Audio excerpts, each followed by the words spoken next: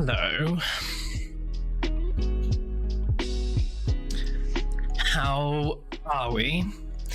I came up with a really, really bad idea. Want to hear about it? I'm gonna play with making games because I can. Well, I can't. Well, that's the point. I actually can't. So we're gonna learn because learning's fun sometimes. Sometimes. Hopefully this is fun. So this is Game Maker, and it's a tool people use, a software or something that people use to make games, or so the legend goes. And we're gonna play with it. Why not? Hey mermaid, how's it going? You good? I am not Mr. Twig. Oh wait, no I am. Not yet. Give it two more months. God, less than 2 months. Yikes, scary times. How is everything? You good? Banana costume. Banana costume and face reveal at 100 subs, okay? Promise. I'm sure the bananas in the pajamas, the bananas in the pajamas costume will make an appearance at some point in the future. Maybe not the helmet, the banana helmet, but definitely the rest of it. It's just like pajamas, but less comfortable. You ready, start? Well, you've done your part. But yeah, I'm really looking forward to that 1,000 subscriber face reveal. I'm shy. I'm so shy. So unlike me to show my face. So yeah, I thought, why not do a little something? A little something. Just because there's no games that I want to play at the moment, so I was like, why don't you make a game you want to play? That's not how it came about, but sounds like a good reason. I just want to, fuck around and find out. So we're gonna learn, okay? Are we ready to learn? I am.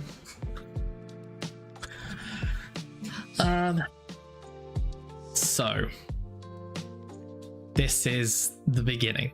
Space rocks. How important is the name? Game Project 1. So it's just Space Rocks. Space Rocks will do. I have played with it a tiny bit before, so I've got like the basics of it down. But yeah, we'll see how far I get to everything. Luckily, they've got templates and guides, so we'll be watching a YouTube video alongside this.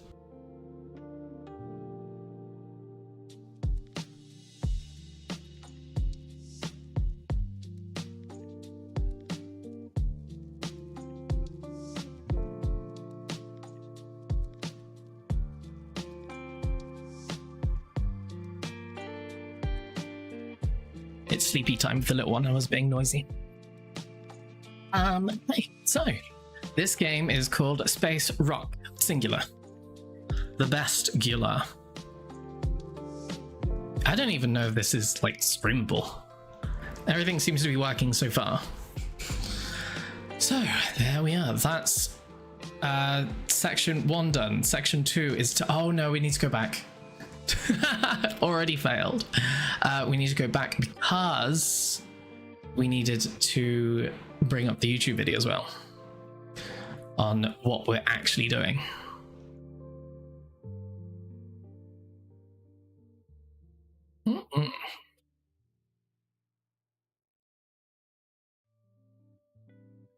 Game. Shooter. You come here. Do we want you in that? I don't think so. Can I not have just normal copy? No. Have to watch it in this. AI assistant to plan your Sick. perfect agenda so you get more done in less time. Remove stress, hit deadlines, and clock off early with Motion. Got a new project? In this. So how are we gonna do this? Where do you want to go? You can go. Guess you can just go there. Now I gotta find.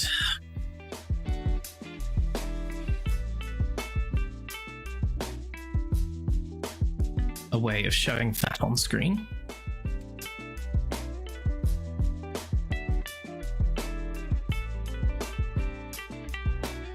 In this video, we're going to... Yay! Cool, working. Good. Music, shush. Show it up.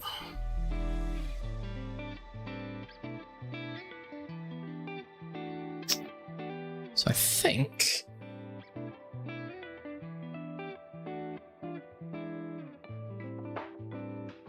you should be working. Why ain't you? Oh, it's because I'm hiding you. Is it? You. Yes! Cool! And it's like in a good position as well. Get slightly bigger, I suppose.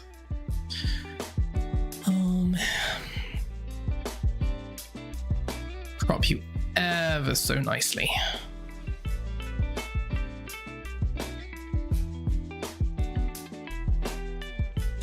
That'll do, Donkey. Wait, can it do a bit more? It probably could.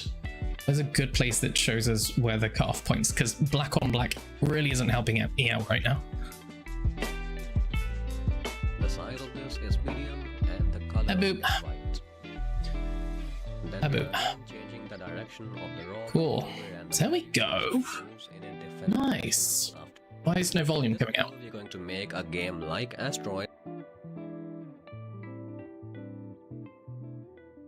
Oh, it's because you've got it muted.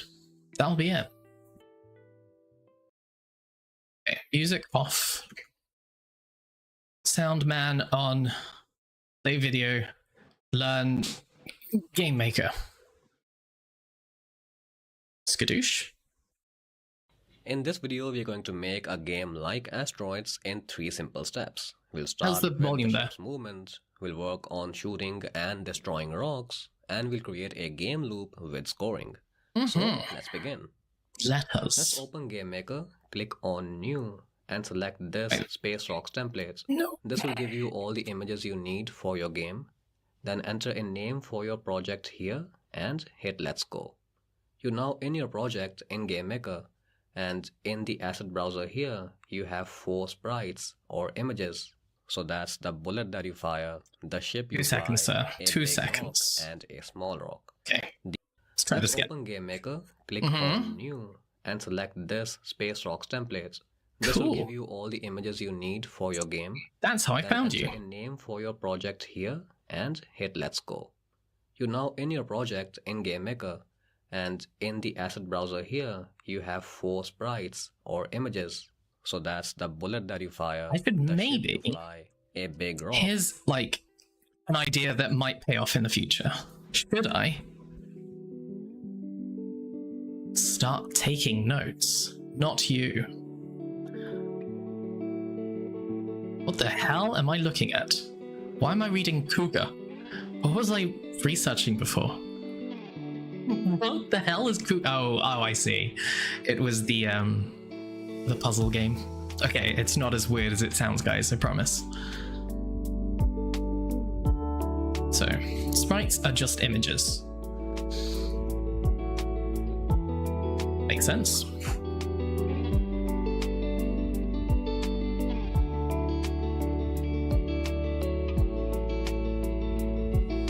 Shall we show that as well? Why not?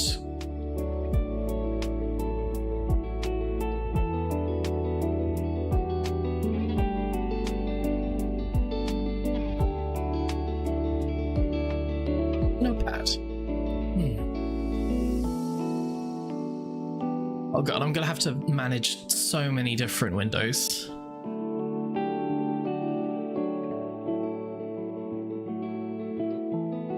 Okay, think we're good.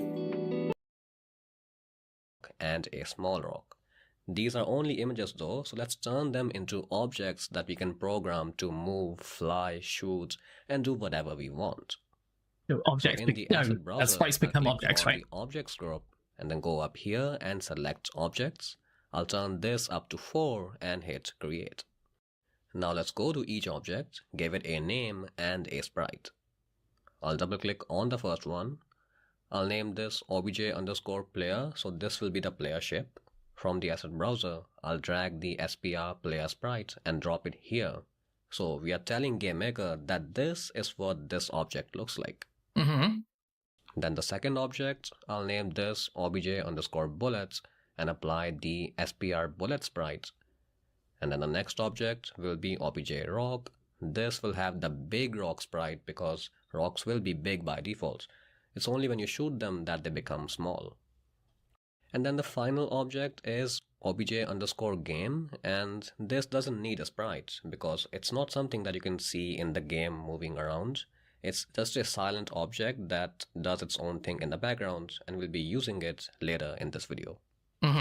So we have the objects. Let's put them on the screen so the player can see it. The way you do that is by using a room. So open the room that's already there in the asset browser. Now this is the area that you see in the game, and you can put any objects here that you want in your game. Right. Let's be smart about all this.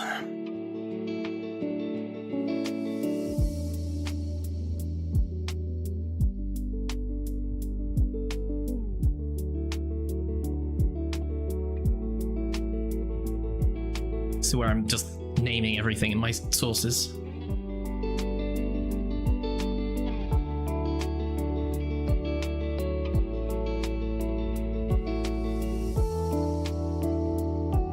So if I group you two together into scene? Into scene or folder? Folder? What's the difference between a scene and a folder in Streamlabs? I don't know. Scene? No, sources. Wait, no. You're just going in a folder, okay.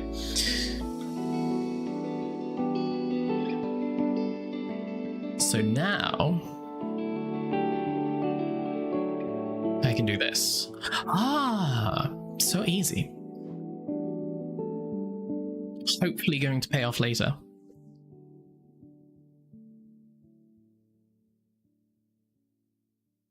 But before doing that, I'll go into the room settings and change the size to 1000 by 1. Okay, let's maybe start doing stuff.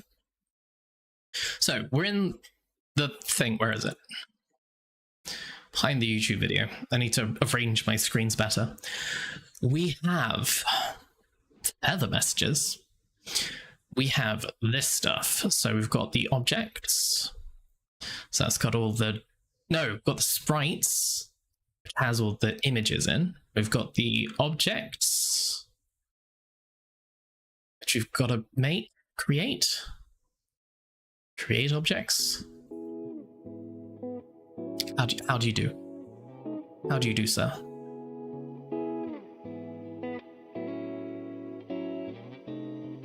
The SPR bullet sprite. And then the next object will be a sprite, and drop the object, give it a name and a sprite. I'll on the objects group and then go up here and select objects. I'll turn this up to 4 objects and hit 4. create. Now let's go to each object. Simple enough. Objects, create. Objects. So, hang on. 2 seconds, come out of here a sec. So if I don't select objects, can I just create an object? And then make it 4? Will that create it in a different... It does! How do I undo? Oh, good lord! Undo! Undo! There's no undo. Just delete them. I'm sorry, sir. You literally told me what to do and I ignored you. Right, go away. So I guess we're creating objects in the object folder, not necessarily that the object folder creates objects. That makes sense. Oh. Cool. 4 objects.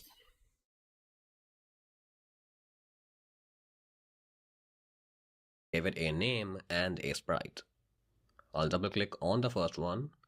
I'll name this obj underscore player, so this will be the player shape. From the asset browser, I'll drag the SPR player sprite and drop it here. So we are telling GameMaker that this is what this object looks like. Okay. Then the second object, So objects and sprites. We want number one to be the player.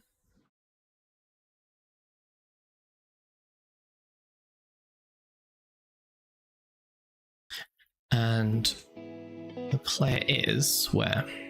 Can I just make you slightly quieter so I don't need to keep starting and stopping you? That'll do.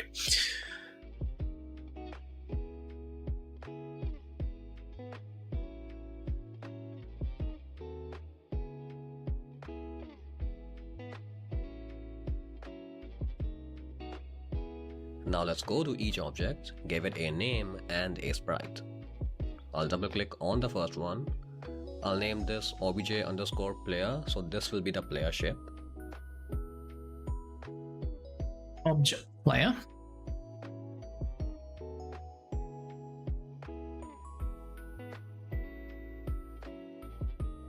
And then drag and drop, right? Douche, skadoosh. Easy. EZ clap. From the asset browser, I'll drag the SPR player sprite and drop it here. So we are telling GameMaker that this is what this object looks like. The second Makes sense. object, I'll name this obj_bullets and apply the SPR bullet sprite. And then the next object will be obj_rock. This will have the big rock sprite because rocks will be big by default. It's only when you shoot them that they become small. And then the final object is obj_game, and this doesn't need a sprite because it's not something that you can see in the game moving around. It's just a silent object that. So you did say that it's gonna be and we'll be using it later in this video. something that's in the game that you can't see. Cool. So, what was it? Player, bullet, big rock, and game.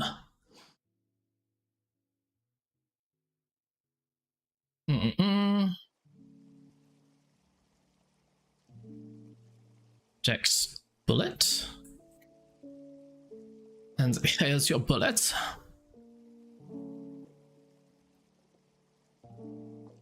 Big rock? Does it need to be like big_rock? Is that necessary? In the background, and we'll be using it later. Just to see the sprite will be big by default. Oh, it's just rock. It's only when you Okay.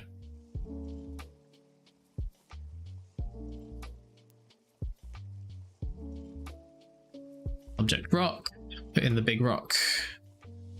Put in the big rock. Where's the big rock gone? Why can't I see big rock? There it is. There it is. And then object game. There's no image for the game.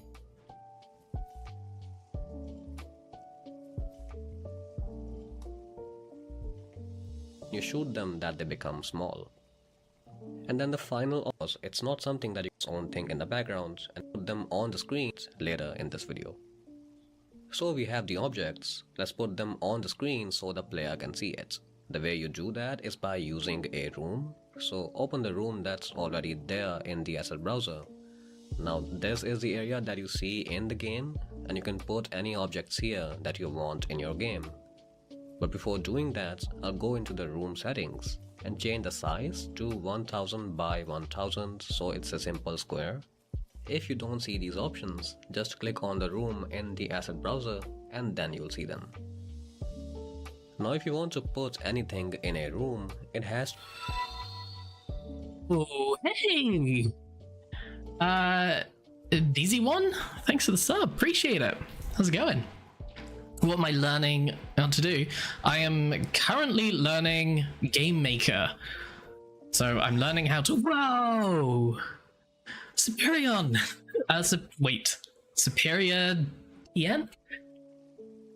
Thanks for the follow, appreciate it. I am currently learning Game Maker Studio 2 and how to make a asteroid-like game. And I have no experience whatsoever in any of this, so I'm just winging it. Luckily, there's loads of different tutorials that come with all these templates, so I'm just currently going through the video tutorial for the template. But yeah, we're gonna shoot up some rocks.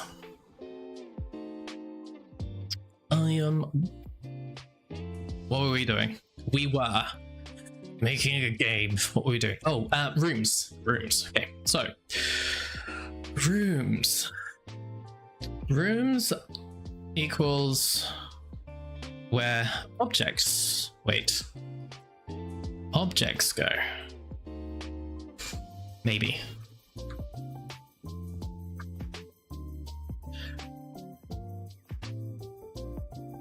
Object game equals invisible?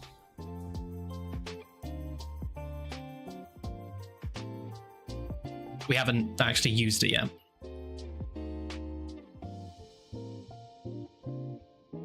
Okay. Rooms. Let's load up a room. You did just tell me how to do that.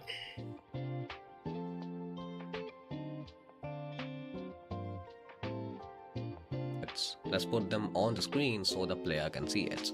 The way you do that is by using a room. So open the room that's already there in the asset browser. Now this is the area that you see in the game, and you can put any objects here that you want in your game.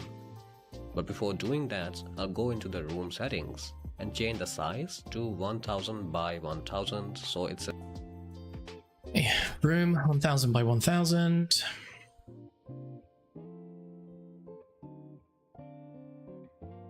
There's a good place for the notes. Behind me. Oh no, I've ruined everything. It's because you're too interconnected, aren't you? You can go here, I guess. It's good enough.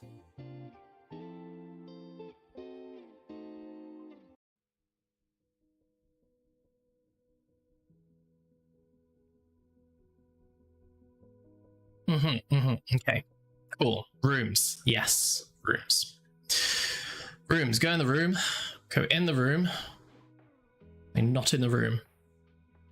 I am in the room. So 1000 by 1000. It's a simple square. If you don't see these options, just click on the room in the... Why can't I see my room? Why is his room showing? Excuse me, Sheila. Your room is showing. There it is. Wait, is it still 1000? Yes, it is. Nice. The browser, and then you'll see them. Now if you want to put anything in a room, it has to go into a layer. You can see all of your layers here, and the one where you want to put your objects is the instances layer. So select that, and then from your objects, drag the player into the room. I'll also drag some rocks and place around 6 of them. Now something interesting here is that each rock you placed in the room is an instance of its object. So here there are 6 instances of the rock object, and that's why the layer is also called instances. So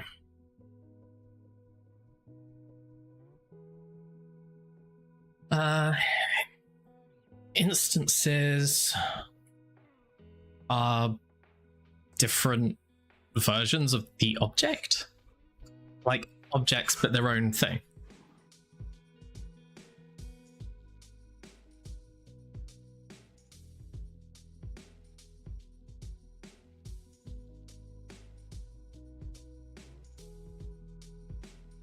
Makes sense. So instances, yes, instance layer selected, and then not sprites, because sprites are just the image. We want objects, so we want player, and then an amount of rocks.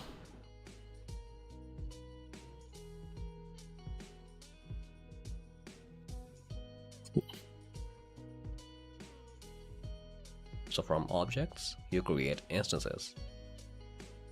If you run the game right now, you'll see what you put in the room, but nothing moves at all because we haven't programmed our objects yet. So back in GameMaker, let's close the room and double click on OBJ Player to open it. Now click on Add Event and add the step event. If you're asked to choose between GML code and GML visual, select GML code if you want to write code, or select GML visual if you want to. Hey, you know what? This is completely unrelated, but I've just noticed someone messaged in chat and I didn't get the message. I only saw it come up actually on the screen from the chat box. So was I making a platformer? No, I'm currently making Asteroids. Is Asteroids a platformer? Guess there's no platforms in space, right? So I'm just learning everything from the beginning. Zero experience. I didn't see where you were coming from though. I assume YouTube, because all my Twitch messages are coming through. So sorry if I'm missing you. That sucks.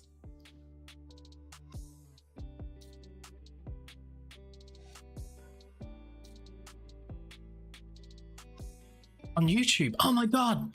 Cool, thank you. You're actually a lifesaver. Because now I know that I have not been getting any YouTube stuff coming through, just Twitch. Right, let me sort that. Let me get a chat box directly from YouTube. Where is, yeah, so I was getting alerts, but nothing else. Cheers for that.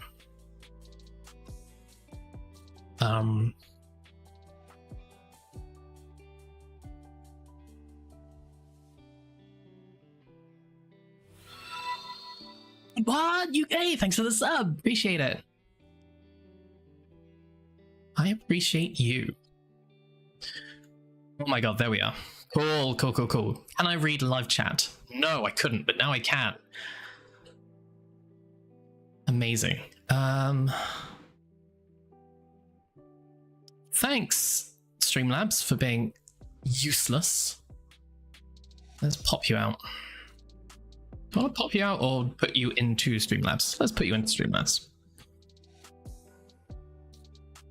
So, as well as learning Game Maker, I'm also just computer illiterate, so every day is a school day for me. Chat. So you pop out, grab your put you in here, and suddenly, without warning, and finally, we have YouTube. Nice. And the rocks have evil faces. We have not learned any graphic design just yet. So absolutely not. Is that something that I can do quickly though? That sounds like something I could do pretty easily. Big rocks. So big rock sprite. Edit image. Oh my god. Oh my god. Let's give it one of like the big eye and then like a tiny, no, tinier, smaller. I like there, and then angry face. Angry face must be angry. God, I hope this doesn't like destroy what this guy is trying to teach me. Angry eyes. I give him a red tongue. Does it matter that the game's in black and white? Probably not. There we go. This is why we've got to kill them, because they're evil. Wait, maybe angry eyes. They're evil and they're goofy. The worst type of evil. Right, okay, that's done. And now I have no idea how to get back to where I was going. Oh my god, yes, sweet. Thank you. See, we're learning together. So, UK, do you know anything about game design?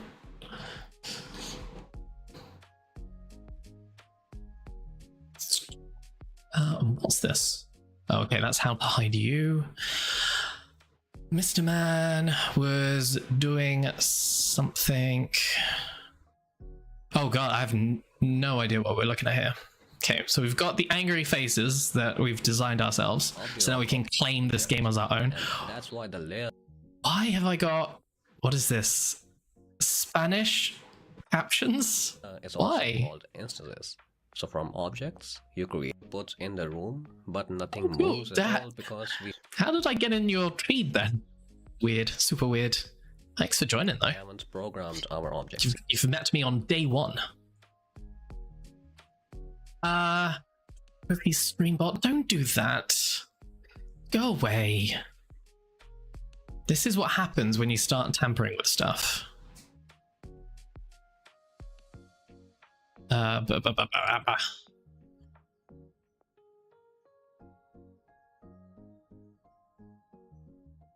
think something's got to be a good idea and then it's not. How do I just disconnect you? Actually, can't be asked. Let's continue.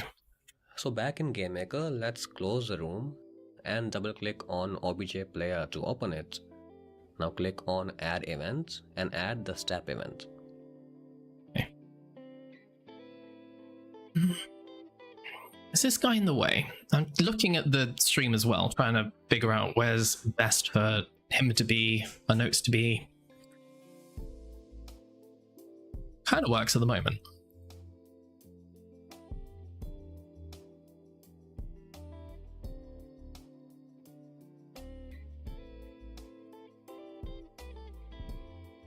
What's that? Let's see. I'm not there yet. Probably more than a single person's lifetime, right? I would say. Yeah, with someone having to design everything, like all the code, all the graphics, everything. Playtest it. Probably more than a lifetime, right?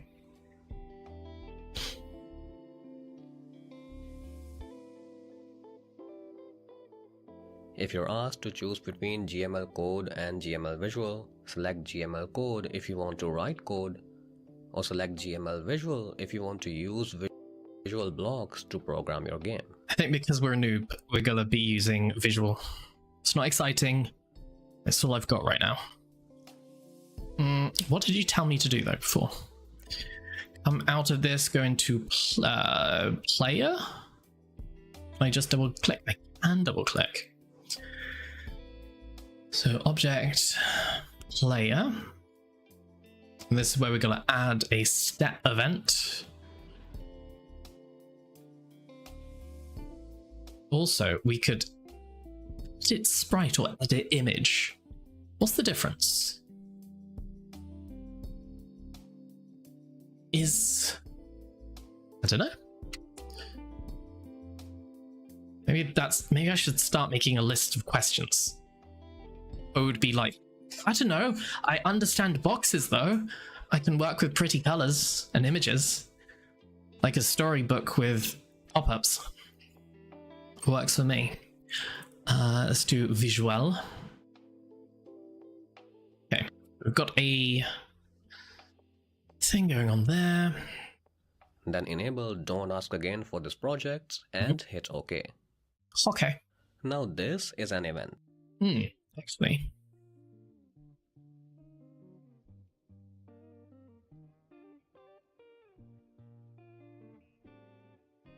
There we go, better. You can program this event to... I sound so family friendly. I don't know why, but I try to be. But every now and again, some naughty language comes out. Back in the day when I was very young, I wouldn't swear ever until in drama I got put into a play and the character that I was playing swore like every sentence. And then after that, I just was like, hey, swearing's cool. I love it. And now on stream, I don't know why. I could be like swearing all the time, but I just want to, I don't know, be friendly.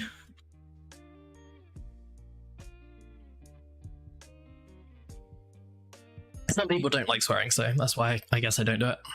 For example, move your ship, and that will happen every frame because this is the step event. It runs at every step. 8 different events, hit OK. Okay, so every step. So what is a step? A step is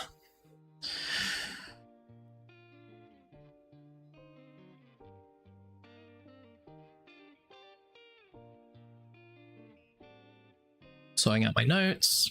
Step equals like a turn, like every tit in the game. I don't know what you would call it. Probably a step, but I'm sure there's a different word for it.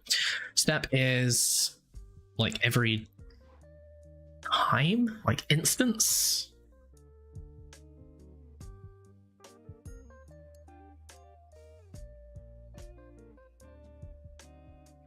Then you end up, I don't know, all my friends were like swearing and stuff. I don't know why. I thought that maybe it just hadn't infected me yet. Because it is addictive. Like smoking, but with language. I would challenge any kid who doesn't swear to play Ariel in the Pillowman and not get addicted to swearing. Now this is an event. You can program this event to, for example, move your ship, and that will happen every frame because this is the step event. It runs at every step. So is a step a frame?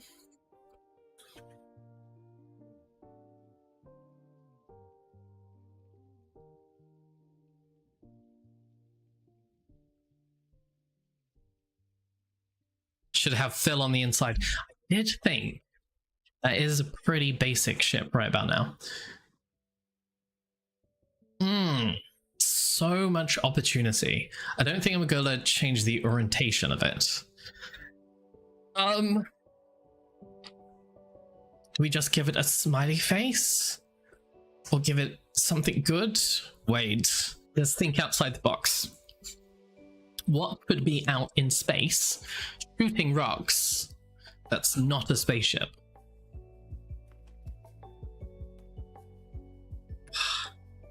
I don't know why, but I'm thinking witch. But I can't draw a witch. So I guess I'll just fill you in. No, that's too easy. I'll give you an even angrier face. Maybe it's just the Eiffel Tower. Maybe that's the story. Maybe that's the lore of my game. A brave face. To be a brave face, you'd have an eyes just like that. And then like this. And then let's color you in. A nice red color. Where's the fill button? Philip, where are you? There we go. There we are. There we are. That's it. That's not slightly terrifying. Give him white eyes. Or soulless eyes. We're the bad guys. Sorry, spoiler alert. We're the ones that hit the rocks on the head with a pole. Okay, change of plan. Is this what actual game design's like? Just umming and ahhing about literally everything. And then they've got a little bit of blood coming out of their mouth. Why? I don't know, it's just strawberry jam. It's fine. Everyone calm down. Right, what were we doing? Rooms, no. Object player, yes. Cool, done, good. And steps, so this is where we add movement. How do we add movement? A different frame event, it's okay. Move your ship. This is an event. You can program this event to, for example, move your ship. And that will happen add every motion frame because this is the step event. Okay. Simples. Movement. Add a movement. Add motion? Wait, was it motion or movement? Add motion. Add motion. So you... What's this? Description. Image underscore angle. What? Why?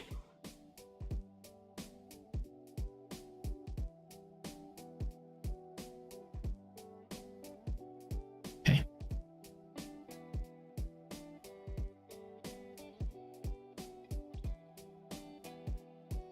I'm trying to follow the tutorial. I'm trying to go in a structured step-by-step manner, and you're like, give the rocks a scary face. But I don't know, it kind of works. It runs Keeps it interesting. step. At different events Go might for it, I run don't at mind. a different time. Let's program this event now. Oh, I Now, already if did you it. chose GML visual, look to the left, or if you chose GML code, then look to the right. In the event, we first want to check if the How's the up Dame arrow- Gev going? It's going fantastically. Do you wanna see the game? It's really good. So this is our rock. Okay, so they're angry for some reason. We don't know. We've not explored that in the game yet. And this is our hero. They're not the good guys. Okay, that's actually, it looks like there's a little guy trying to climb into its mouth. Maybe we explore that. So in short, we kept getting sidetracked. I'm gonna make you into a person, I think. So that's the person who's like reaching up. They're like, I want to get in your mouth. So the oh my god. Okay, so this is it. So the ship is like a ship, but also it's sentient. And this little person is the actual baddie in the game. Okay? And they are trying to get inside its mouth to control it. Oh my god. The lore is strong in this one. How do I...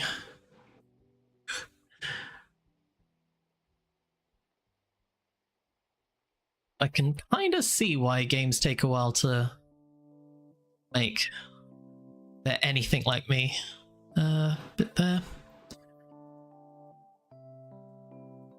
Bush.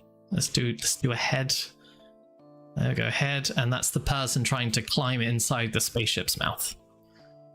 And then I like the soulless eyes. I kind of do like the soulless eyes. It's obvious that this is a person climbing in. I don't know. You guys get it. You understand. You're picking up what I'm putting down. Beautiful. Actually beautiful. Stunning.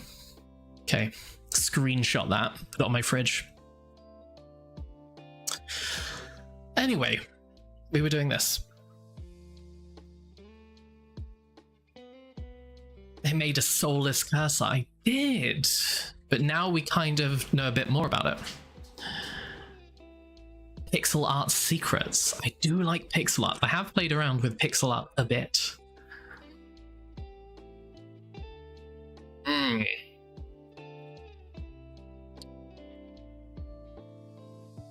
Cool. At the moment, we're okay with like the image and the settings. Please don't ask me to make a background.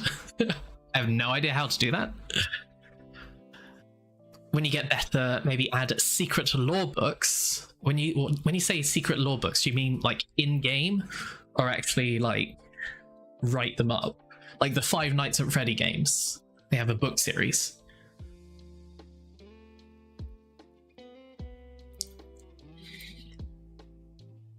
In-game lore, yeah, I could do that. Couldn't do that. I literally don't know how to move my character yet. But yeah, I could write game lore for it. Let's do that now. No, structured. Stop getting sidetracked. You love it too much.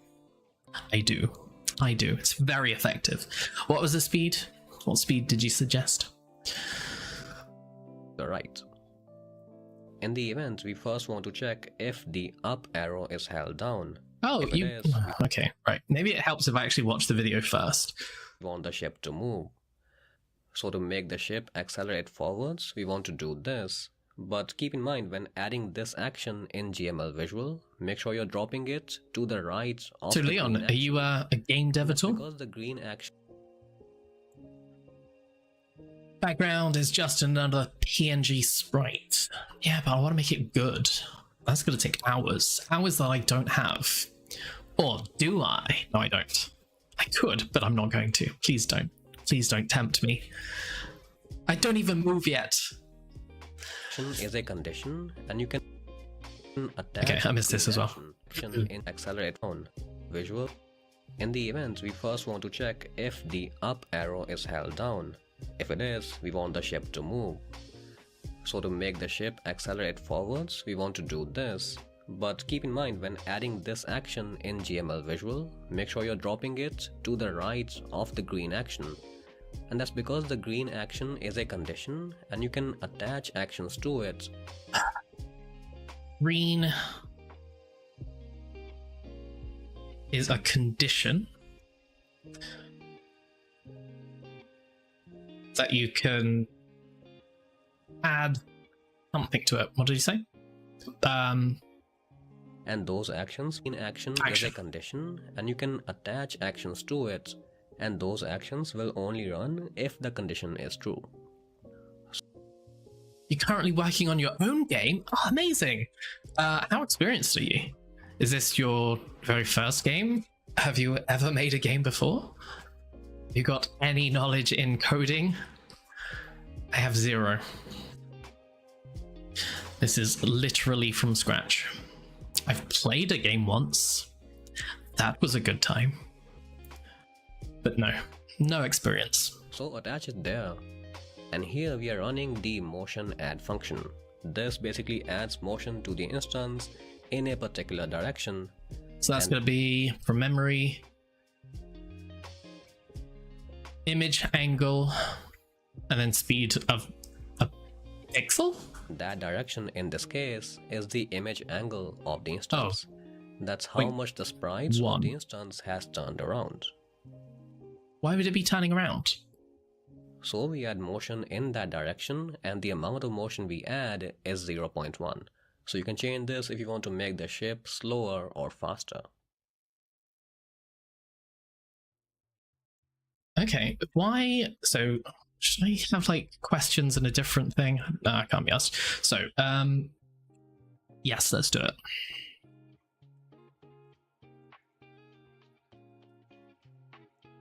So my cues are, is a step every frame? I guess not, because I don't know. Why is image angle? Why does image angle move forward? Turning to move. But if you're using up, I just wait, is when it says up, does it mean like forward or does it mean literally up on the screen? Let's watch the video. This will make it move. Yeah, it moves it forward. Done yet. So an image angle, I wouldn't have thought that image angle was moving first. Second game. First one was just an assignment in college. Cool. Very cool. So in college, was it like a game making course or was it just coding in general? And then you got to design your own game? Were you studying game design in college? WASD or arrow keys? WASD. Always WASD. Who uses arrow keys? Gross. Let's work on that. Oh, also, Leon, what tool are you using? I'm using Game Maker. What are you using? Computer science. Very nice. Very nice. When your game is done, add dances when you kill an evil rock. What? For every time I kill a rock, my character dances? Oh my god. Right, listen. Okay, so this is something to add to the lore book. Every time that I kill a rock, my person, ship, player, object does a little dance which shakes the little person that's trying to get into them, out of them. And you've got to kill them fast because otherwise he's going to get inside you and you don't want that. Game Maker. Cool. Nice. So could you explain, like I'm 5, why image angle moves you forward? Because I thought like image angle would have been like angle, not angle, if that makes sense. Okay, that's a question. Let's add a condition to check if the left arrow key is held down. Okay, so now we're going to move left and right. Okay, so you were not supposed to be there. So we have if something is pressed. If key down. If key down.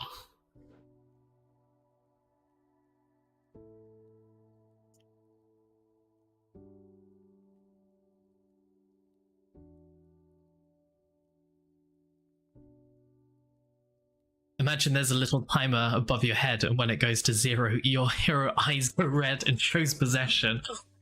Genius! Amazing! I hope we've actually stumbled upon how this game goes. So the guy's already gonna have that in the pocket, so then we'll know exactly how to do it. You're trying to move the player character. Yes, we are moving the player character. But I don't understand maybe it doesn't matter, but I don't understand why image angle moves you forward. I thought it would be called something else. I understand image angle doing that, but not.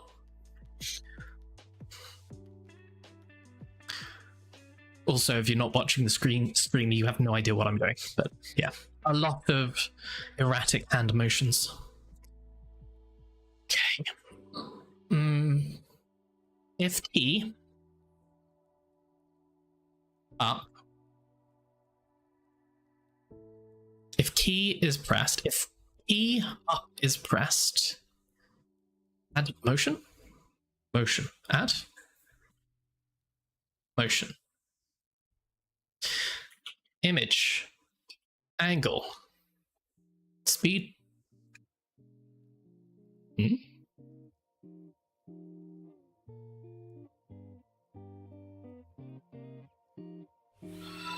What? Hey, thanks for the sub. Appreciate it, Leon. A different approach just based on the X and Y values. So are you just picking up Game Maker from scratch, or did you use that in college too? I mean, all of this, even though it's probably going to get very extremely complicated at some point, I'm kind of following along. X and Y works. Yeah, no, but I think that's what I was expecting it to be. So if up key is pressed, move character forward as opposed to the image angle forward. New to Game Maker. Good. Are you liking it? Are you using the visual or the coding?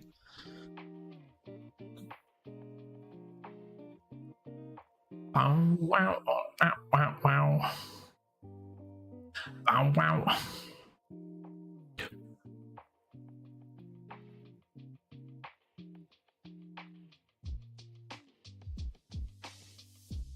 Where do I want you to go?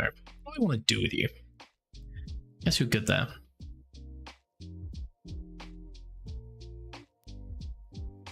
It's familiar to you. I couldn't even begin to understand what this means.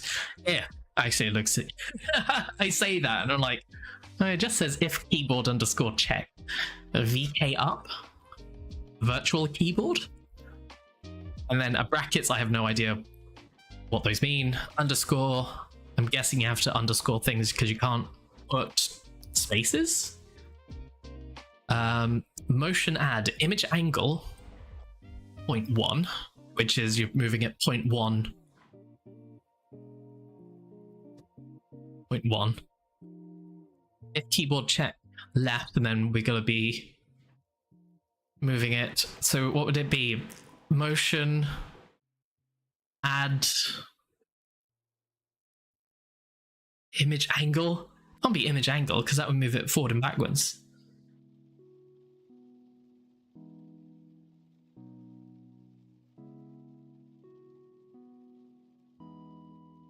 $85 stars. Yeah, thanks for the subs. I should have like a rave.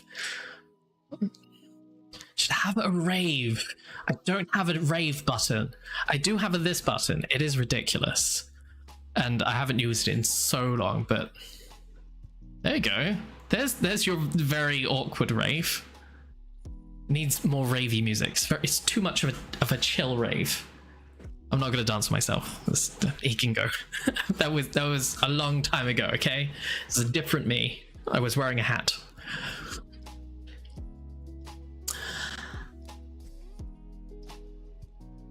Image angle done. Then if he wait, press or down?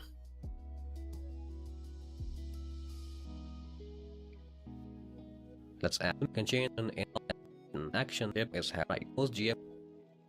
In the event, we first want to check I if didn't the rave. up arrow is held down. If it is, we Yeah, want just the shift imagine the song. If good, then look to the right. In the event, we first want to check if the up arrow is held down. If it is, we want the ship to move. If key So down. to make the ship accelerate forwards, we want to do this. But keep in mind, when adding this action in GML Visual, make sure you're dropping it Put it to on the right-hand side. of- See, I do listen to you, sir. Right, and then if key down. I don't think it's supposed to be there. It's supposed to be following from add motion. Wait. I feel like that's not where you're supposed to go. Yeah? That looks better. What are we doing? Left first? Yes.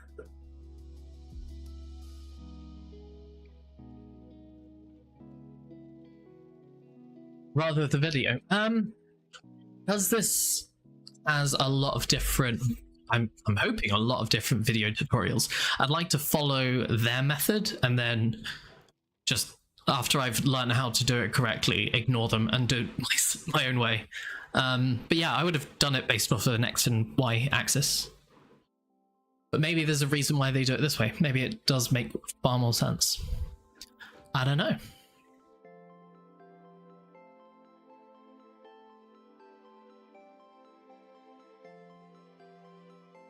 Programmer. Yeah, that's not efficient. Shut up, move out of the chair, do it my way. And be like, oh, I found some new bugs. Okay, it's all back to you now. of the green action. And that's because the actions will only here enable object 1. This will make your ship move to check if the left yet. So let's work on that. Let's add a condition to check if the left arrow key is held down. Left if held down. Increase the image angle variable by 4, which will turn the sprite to the left. So this is what I was expecting. Assign variable. Image angle. So this is what happens when you're just learning from a tutorial. You can't ask questions. Like why, add motion, direction. Direction and a name, they're different. So add motion, direction, image angle. Okay, this makes sense now. So image angle of image is something. Is like 3, okay? Direction, add motion, 0.1 towards the angle of the image. So that does make sense. Cool, okay. And then assign variable. The variable is the image angle.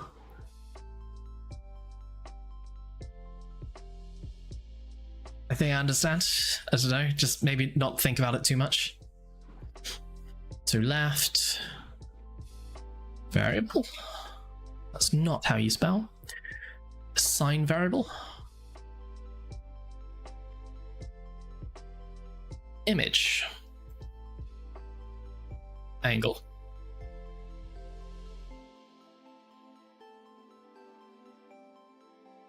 For what's that? What is relative? Relative? No relation. And then we check if the right arrow key is held. Okay, he's kind of just skipped it, but it is ticked. So I'm assuming I have to tick it as well. down. And in that case, we decrease the image angle value by 4, which will turn the sprite to the right.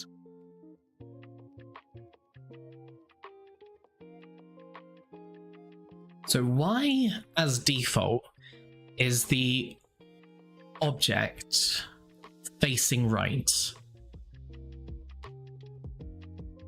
What's doing Run that? the game and you can now move and turn. It's all Let's do it. Can I copy these? Copy? Oh my god. Paste? Oh my god. Yes. Oh my god, and it copies the other one. He didn't mention that in the video. And right image angle -4. I would have thought it would have been the other way around. Account left is minus and right is pass. And then apparently, what, we're good to play the game? No way.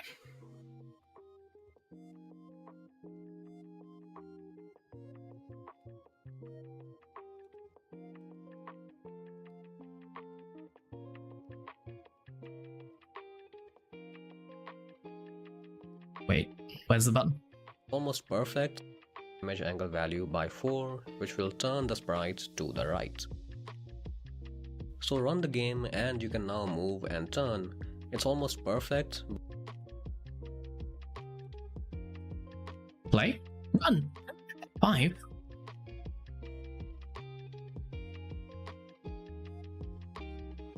Now will it show this? Probably not.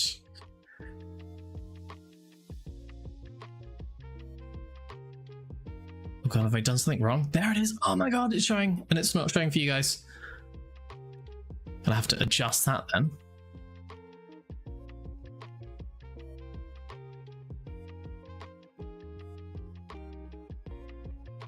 Will it count on Streamlabs as a game?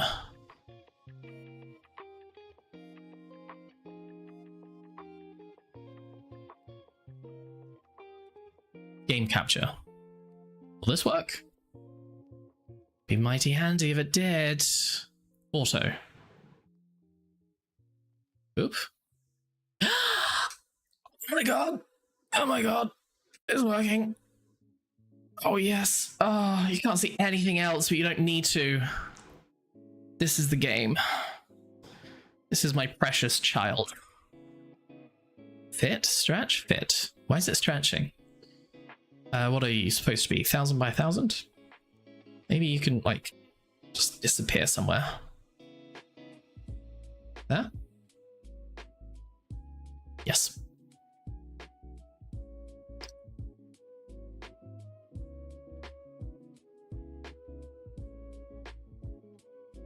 It don't make you change shape.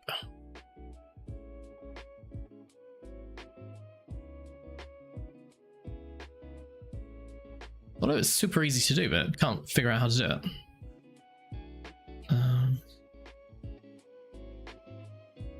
That'll do. There we go. There's the game. Beautiful. Okay, and then it's not WASD. Oh my god, it's actually the arrow keys. And we're moving forward. Oh, it's beautiful. Look at it go in all of its pixel art glory.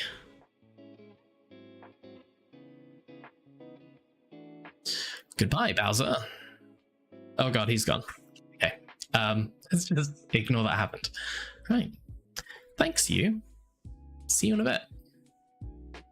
We did it! We made our first game. That's a game, right? You gotta, like, imagine there's points and other stuff's happening in it. But the problem is that if you go outside the room, you're basically lost. You never come What's back. this? We want to wrap. What anime crap is it showing me? You can go. No distractions. There we go. Around the room, so if the ship goes Glorious Rock Arrow game. It is glorious. And also, I've put some like pizzazz and pachow in it. out from one end, it comes back from the opposite end. So for that, back in the step event, just add this outside of any conditions. This enables wrapping horizontally and vertically, and if you run the game, you'll see it in action. You Nice. now can't exit the room at all. And with this, our first step is finished. We've got the ship to Nice. Okay. Let's do that. Wrap.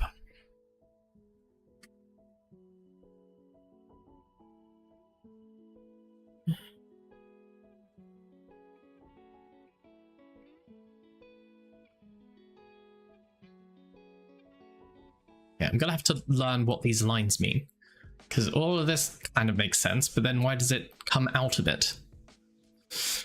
Oh god, it's all moving. Okay, wrap, and now I should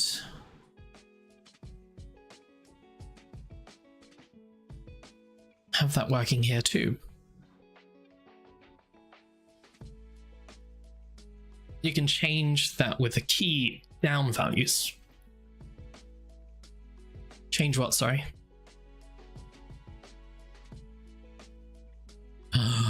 Beautiful. Nice. And then if I do it enough, I just go not supersonic. What's faster than supersonic? Speed of light? Break the space-time continuum? Because you're always gaining movement. Okay, so you would just get speedier and speedier. Good for them.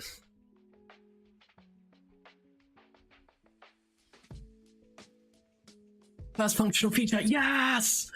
Actually, I would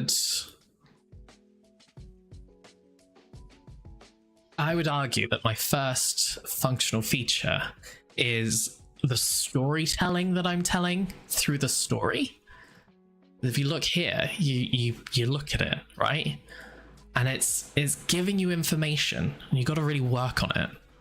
So this guy, you're looking at him, and you're just like, he's just a tiny blue arrow. He ain't got nothing going for him. And then you zoom in, and then you see, oh, it's got a little face. And what's that? Is that a tongue? No. Is that blood? No. Oh my god, it's a little tiny man trying to climb inside the spaceship. That was my favorite feature right now. Very proud of that.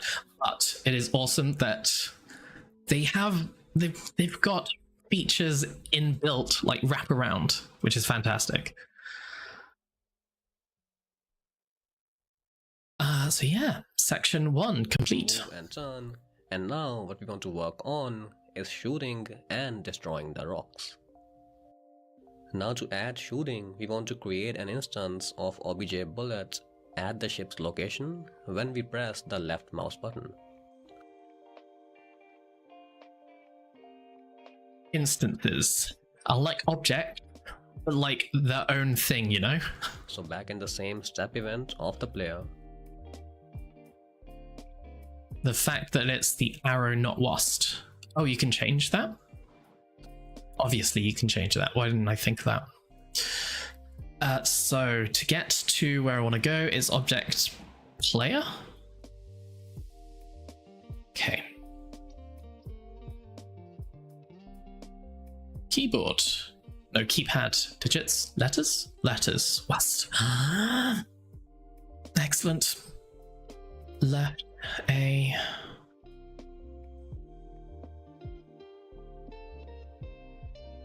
Duh. So now when I play it,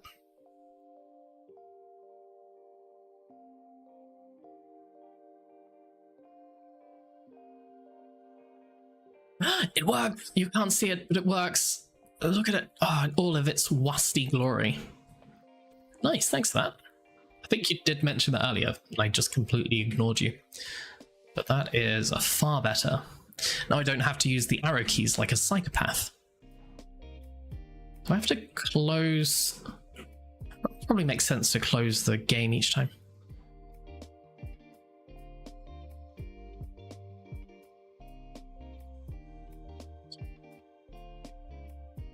Okay, so we're making an instance of the bullet inside of the spaceship, right? Is that what you were saying? I'm going to move all my settings around so I'm bit faster at it. There you go. Let's add another condition to check if the left mouse button was pressed. Let's add another condition to check if the left mouse button was pressed. This only checks if the left mouse button was just pressed, so holding it will not continue to fire. It'll just shoot once. If the button was pressed, we create an instance of obj bullets. It will be created at the location of the player and in the instances layer. And with this, you can now shoot Okay, with so why is it from the player? instance of obj bullets. Oh my god, Kofi, whatever your name is, stop it. I will remove you.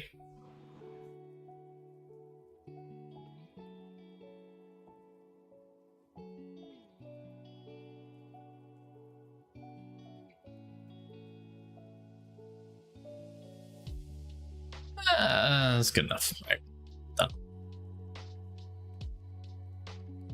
It will be created at the location press. We create an instance of obj bullets. It will be created at the location of the player. I really need to know what relative means. Relative, it's in the player object, so relative to the player. That's a sentence, and I understand all the words inside of it, but I don't quite understand it. So, instance, was it? Create instance. Object. Bullet. Relative. And in the instances layer. And with this, you can now shoot with the left mouse button. But of course, the bullet doesn't go anywhere because it's not programmed to move. So you're just spawning it at the player. Relative to the player.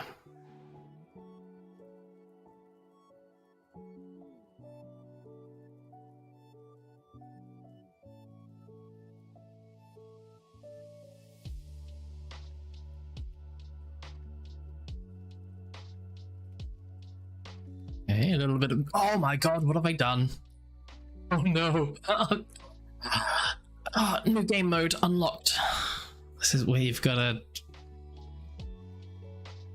just color in the page with little tiny dots.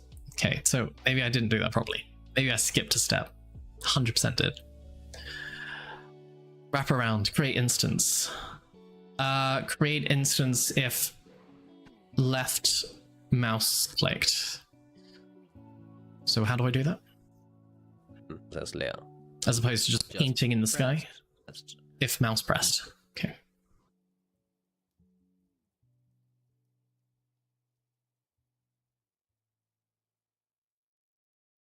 Mouse pressed. It's supposed to be there? Yeah, I don't know what these lines mean. Left mouse. Create instance. Object. Bullet. Okay. Think that's it.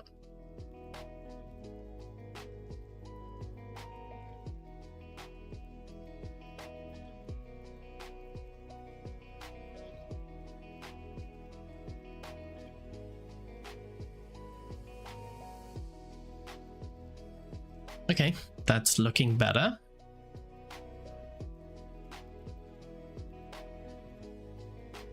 Trying to make a face, it's not going well. Trying to make it like a ghost face. That's good enough. Okay, it works. But it doesn't move because we didn't add any motion. This only checks if the left mouse button was just pressed, so holding it will create an instance of obj layer. Go anywhere because it's not programmed to move. Let's go into obj bullets and here add the create event. This event only runs once and it Bullet runs when the create. instance is created.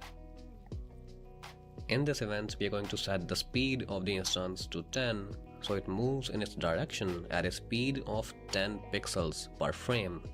And then we are setting the direction to the image angle of the player. So the bullet moves in the direction that the player is facing in, of the player per frame. And so it moves in its direction at a speed of 10 Assign pixels variable per frame. speed movement. And then we are Okay. setting the direction to the image angle of the player. Direction, So the bullet image moves in angle. the direction that the player is facing in. Okay. Now you will be able to shoot. I think that makes sense.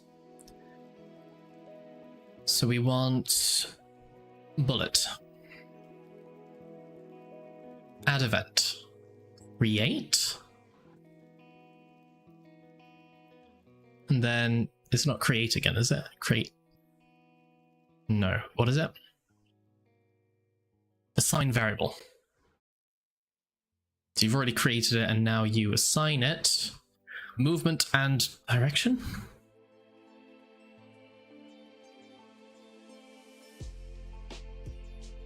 Speed? Was it?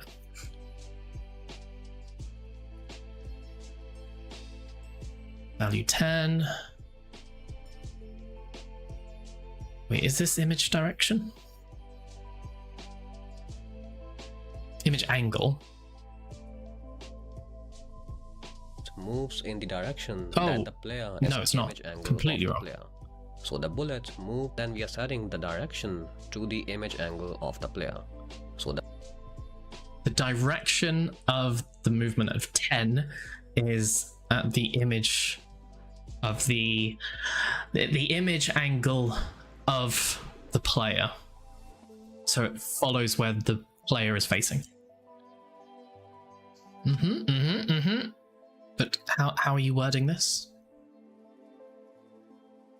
Where can I put you so you're like easier for me to see?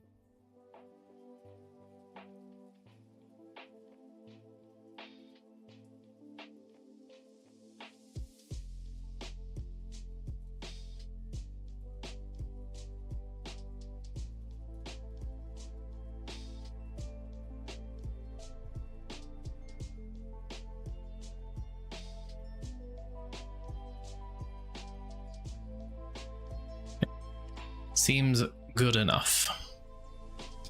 So now I can have you here. the bullet moves in the direction that the player is facing in. Now you will be able to shoot moves in the direction that. So its value of its direction is object player dot image angle. that the player is facing in. Now you will be able to shoot moving bullets, but once they go outside the room, they'll continue to exist forever, and that's not good. So once they go outside Not the good. room, we want to destroy them. So in the events, add a new event, go under other, and select outside room. In this event, let's simply destroy the instance, so when the bullet does go outside the room, it's destroyed immediately. And destroy them. So in the events, add a new event, go under other, and select. So back to bullets, create outside room. outside room. In this event, let's simply destroy the instance, so when the bullet does go outside the room, it's destroyed immediately. Oh, Run the game Stop pressing and you can stuff. now shoot freely wherever you want. So you've got the core okay. Does this all work?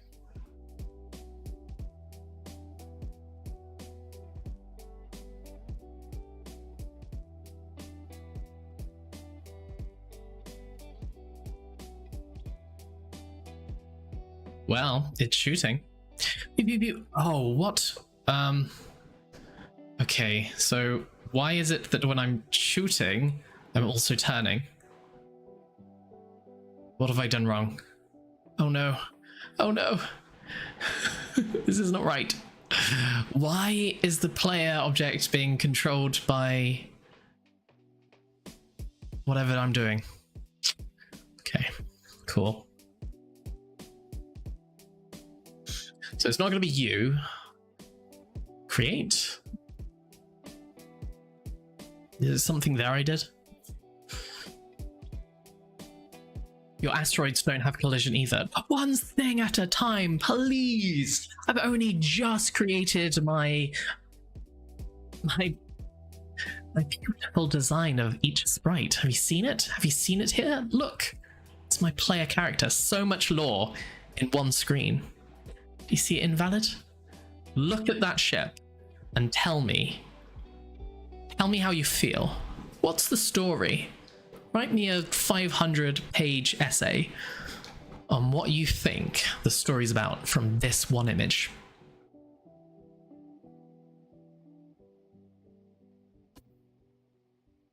But yeah. Ship bleeding from the mouth, and why does the ship have a...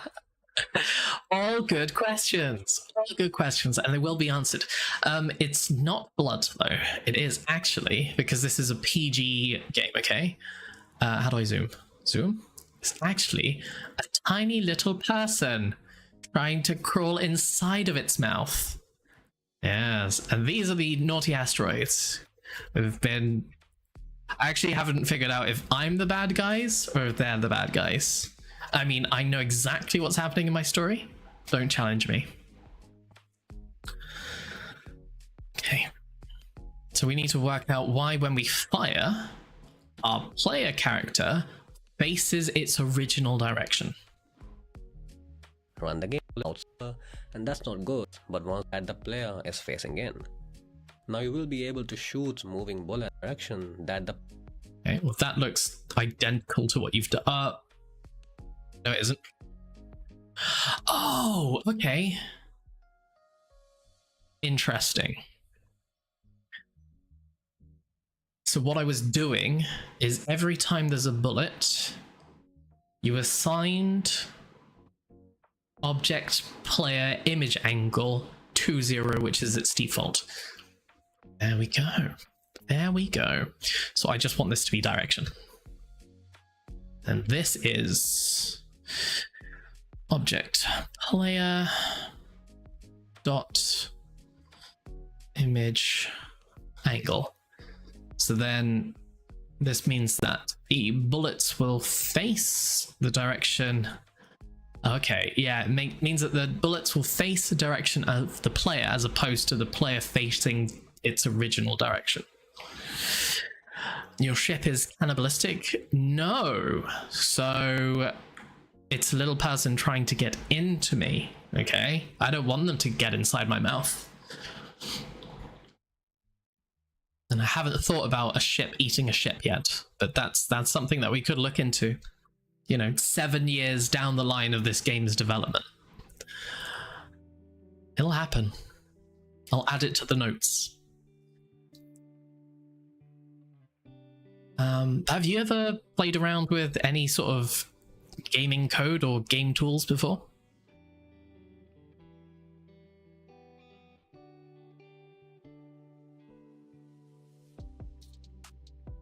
So now it should work.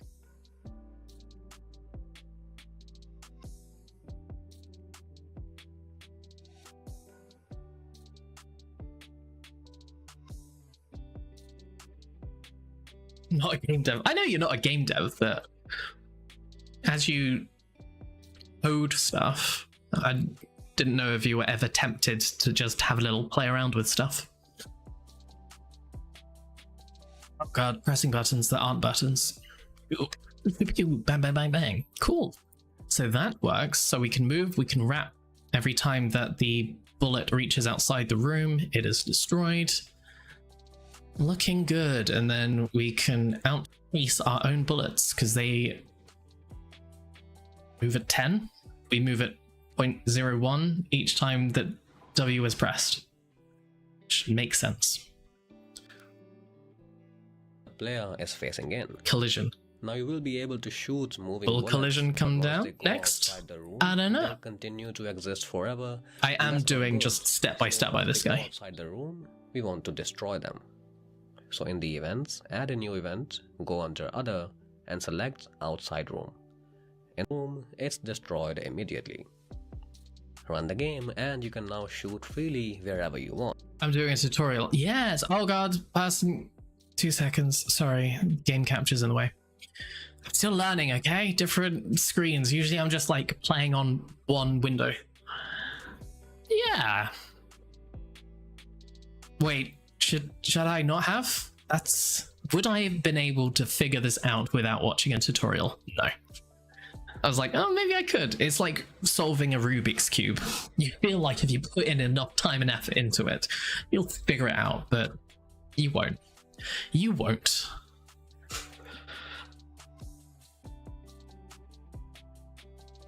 You live in VS Code?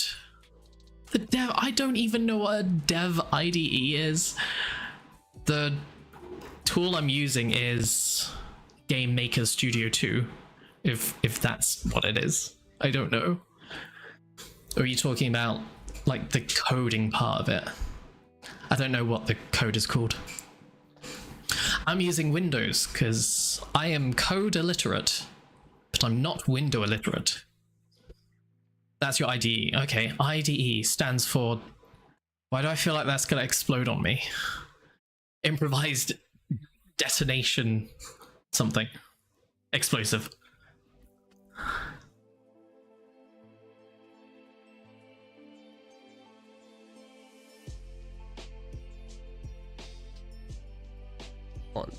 So you got the core parts of your game finished and Integrated development environment. Ooh, that is probably... You know what? Thanks for that. That's something I should probably learn.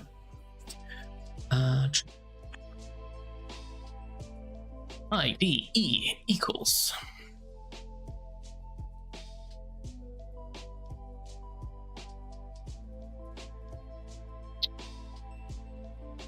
I can spell... Shut up. I'm just thinking, should I probably write in short form?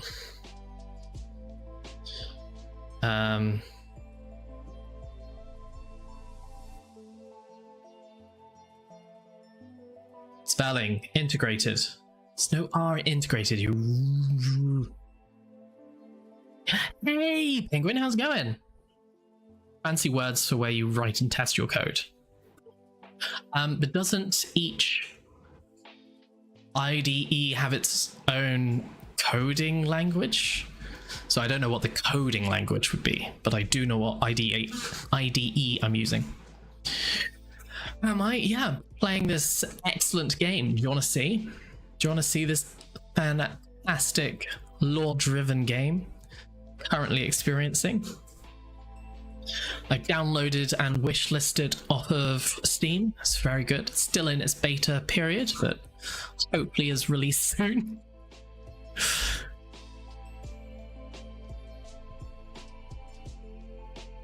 Pew pew pew. Bang bang bang. Pew pew. Oh, I can't move anymore. There we go. Pew pew bang bang bang bang. Pew pew pew bang bang. And they wrap around and everything. Oh my god, it's so glorious. Look at it. Oh. What happens if I get the bullets to wrap?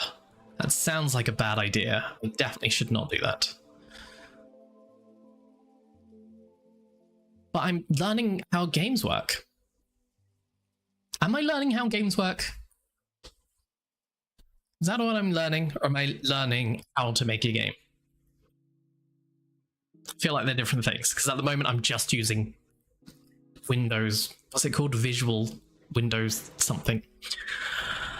IDE is the tool to help make your coding easier for you.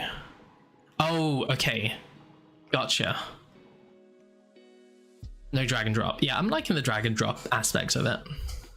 Because even though I could maybe learn the code that this guy's teaching us at the moment, I know it's going to get very brutal, probably very quickly.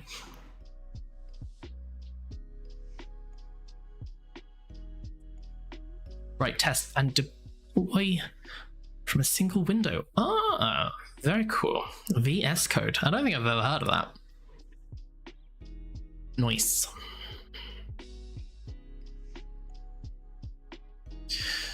So it's got to be collision next though, right? You would have thought.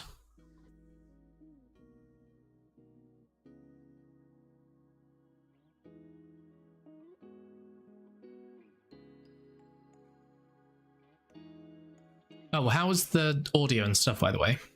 Am I coming through okay? Is he coming through okay? Is the music coming through okay?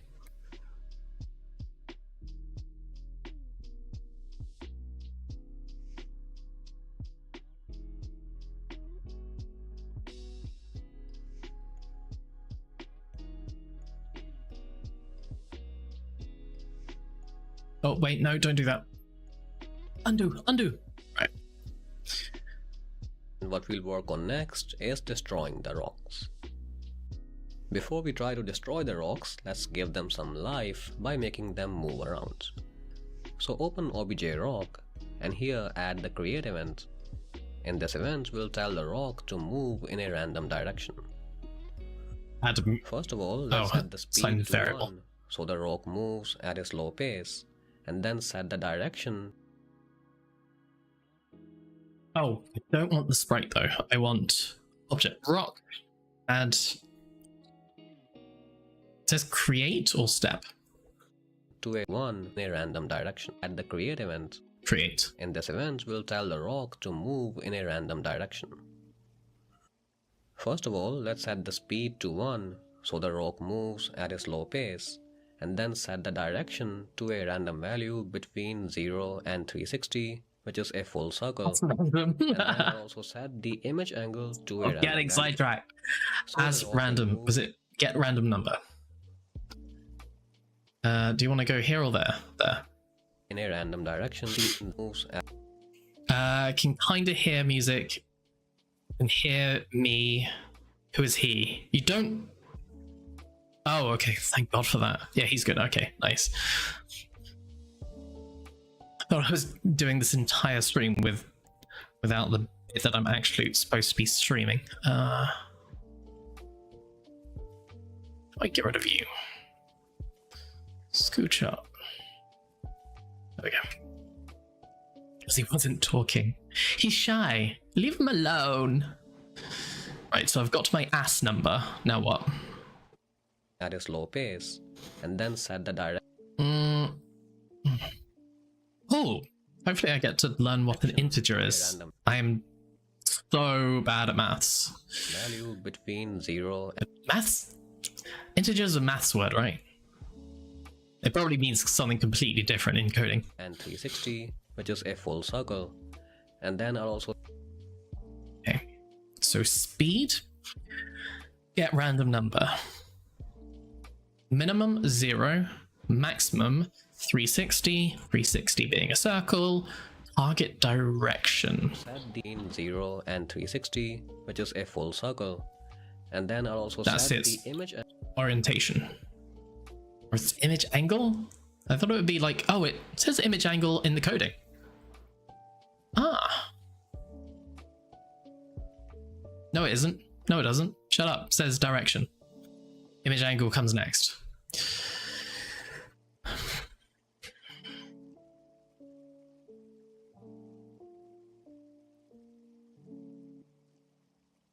angle to a 60, and which is a full circle. And then I'll also set the image angle to a random value. So the rock will move in a random direction, and its sprite will also rotate with a random angle.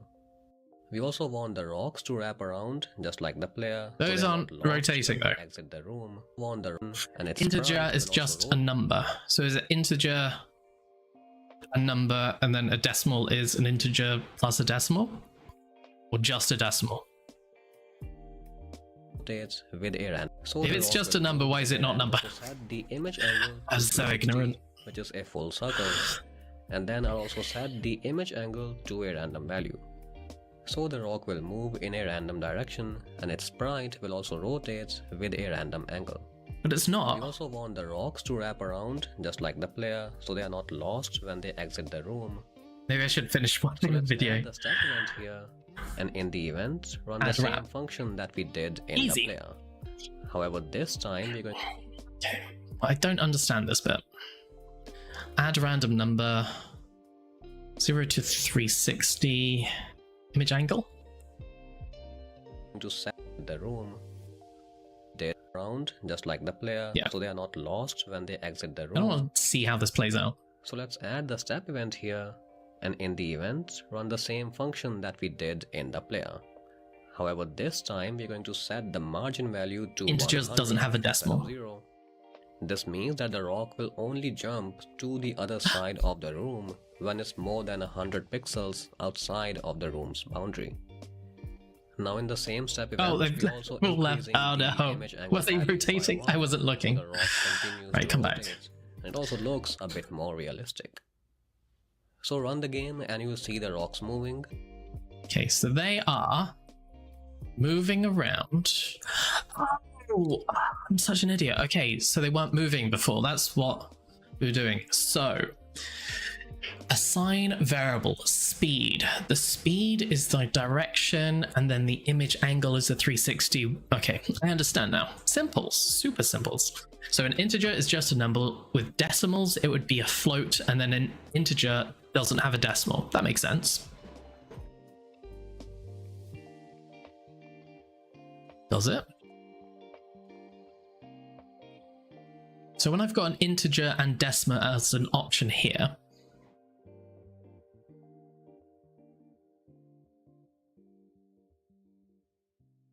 so is decimals just decimals, integer is just the number, and then a float is with everything? When they go outside the room, they come back from the Oh other yeah, side. we're wrapping it. Create step? No, other? Outside of room, destroy. No. Wrap. I don't know. Side, just like you see it, and also using jump to the 100 in the add the step event here, and in the event run the same function that we did in the player. However, this time we're going to set the margin value to 100 instead of 0.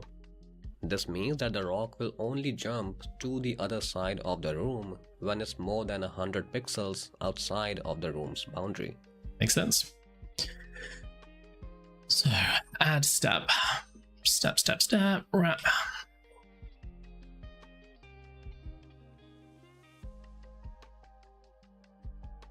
Margin of 100, so they don't just disappear as soon as they hit the box, right? If they're giving you decimal as an option, then they're using decimal where other languages would use float. Okay, so decimal equals float, integer is just integer. Okay, makes sense. What would be the purpose of that? Because you get to enter the value. So if you enter a value with a decimal, why do you need to establish that it's a decimal and not an integer? And if it's just an integer, I'll be like, oh yeah, see an integer there. I'll do the thing you want me to do. Signed and unsigned integers. I'm looking forward to it. I'm actually looking forward to all of this. Even if it starts to teach me maths. Gross. Now in the same step event, we are also increasing the image angle value by 1, so the rock continues to rotate, and it also looks a bit more realistic. So run the game and you'll see.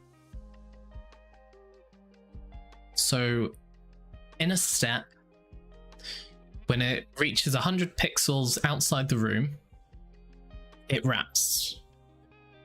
And then you would have it continue to spin. What happens if you don't spin it? Does it just not spin?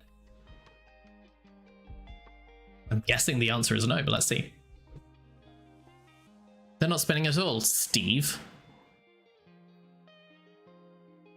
Why are they not spinning? I thought they span when I created them. Oh, you can't see. This is what's happening. Except it's not just looking for a game.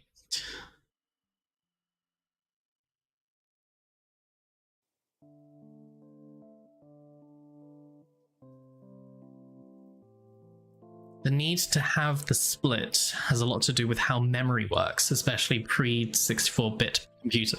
Okay, because is it just a case of let the computer know what you're talking about before it needs to look for decimals? Because you could have like a 100th decimal place, and if it's always searching for decimals, then doesn't Yeah, is that it? Is that something to do with it?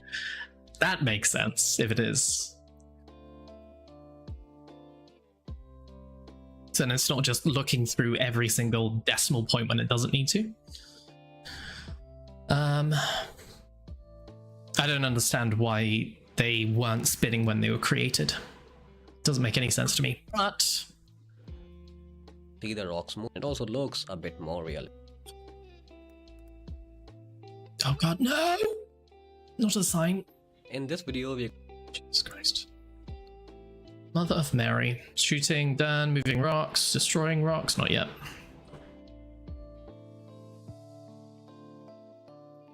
with a random angle. We also want the rocks to wrap around in the player. 0. Now in the same continues to rotate, and it also Sign variable image angle, so then when they come back,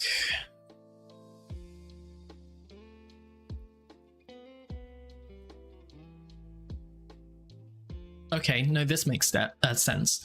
So every step it moves the rock around. Right, okay, cool, because they weren't spinning before. So in the create, it assigns a rotation, it assigns a direction, but it's not continuing the rotation because that's after the create, so that would be in the step.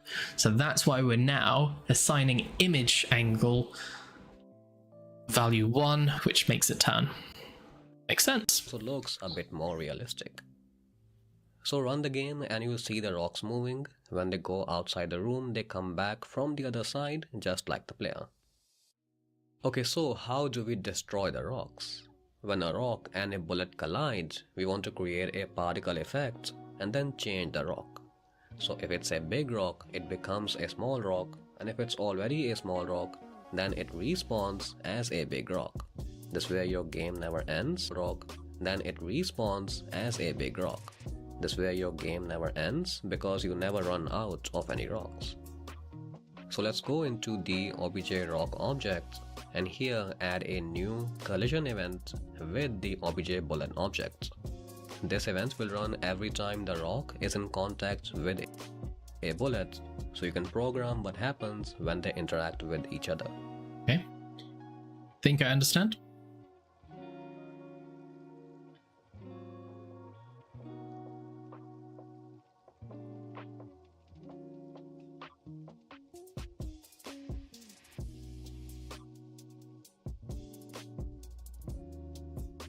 So there's only so much that can be in a value.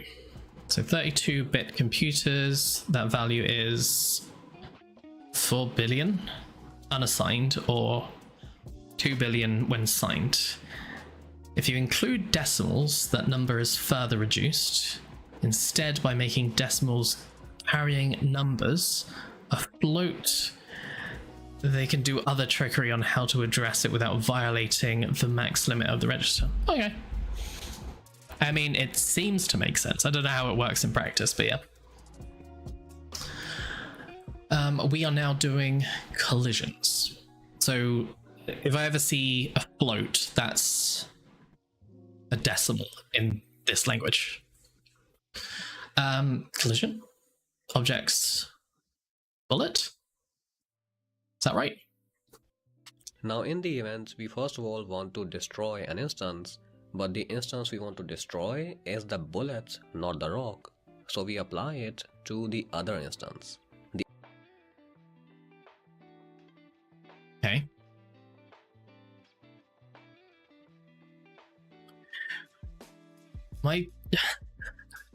I'm probably like concerned about the wrong things, but why would the bullet being destroyed not be part of the bullet object? Why would that be part of the rock object? I guess it's when I don't know. If it works, it works. Destroy instance. The other instance in this case is the bullet because that's what you're colliding with. How do I do other? not the rock. So we apply it to the other instance. The other instance in this case is the bullet because that's what you're colliding with. After that, we are creating an explosion effect above all objects so we can see it. And it's created at the rock's location because the rock is the one. Okay. Then do effect explosion above. I'm guessing that means that it just goes above the image. Then relative. Oh, Invalid, you might be able to help me with this. So do you know what it means by relative? I don't know why this is being ticked or not being ticked. He doesn't mention it at all so far.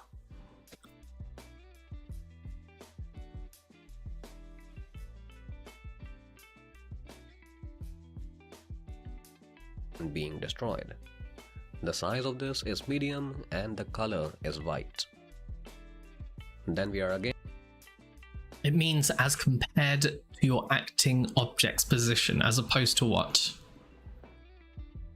So it's not relative. It's an X or Y. But it's in the object. Does it mean X or Y in the object? And I don't know what relative means. Again, changing the direction of the rock to a random value so it moves in a different direction after being shot. Right now, if you run the game, you can shoot at a rock and see.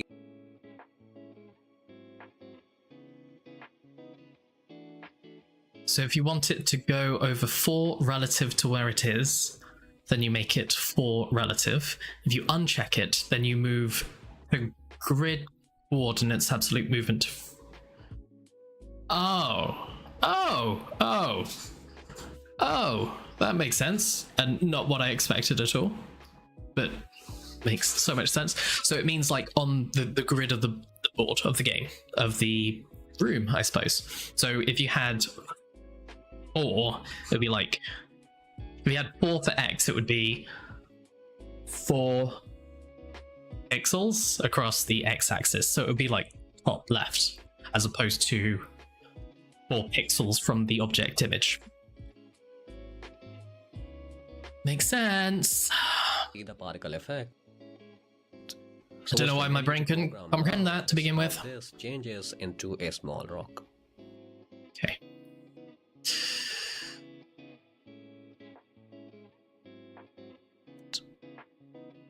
Then we are again changing the direction of the rock to a random value so it moves in a different direction after being shot. Right now, if you run the 60 variable direction, because when it's shot, we want it to move its direction or like orientation. The game, you can shoot at a rock and see the particle effect. So what's remaining to program now is how this changes into a small rock. Back in the same event, let's add a condition that checks if this is a big rock by checking its sprites. If it is, then we want to change it into a small rock by changing its sprites, and then we copy that. Sorry, I pressed a button. So if variable,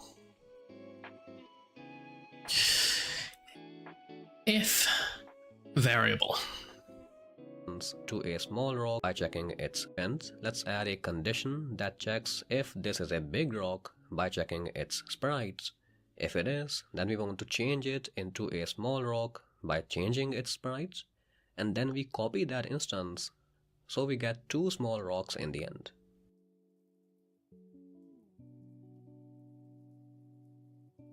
So the variable itself is looking at the sprite index, which is like the index of sprites, is equal to the sprite of big rock. So if it is a big rock sprite, because the sprite is different to the object, then something.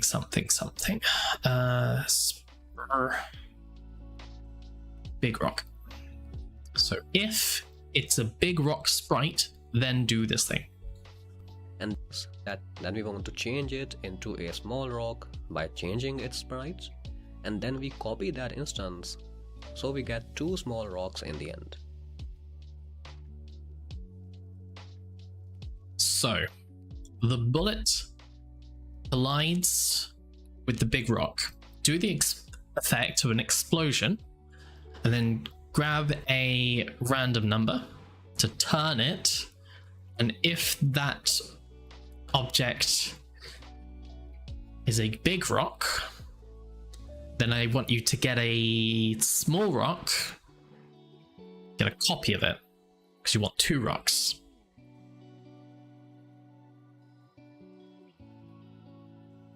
I think. So set the sprite to small rock.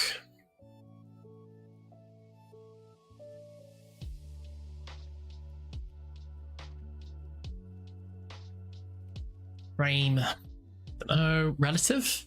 He's not ticked relative. Wouldn't it be relative? Wouldn't it be relative to the... Oh, I don't know. Wouldn't the small rock be relative to the big rock? Wouldn't it be relative to its previous form?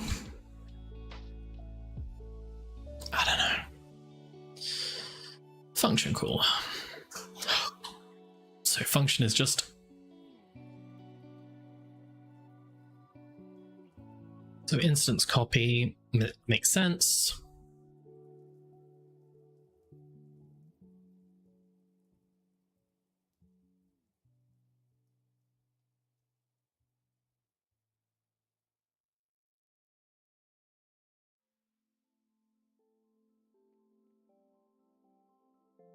True.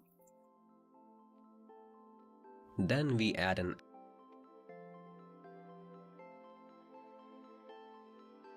Actually, reading the code part of it does help as well. So if the sprite index is the big rock, and the sprite,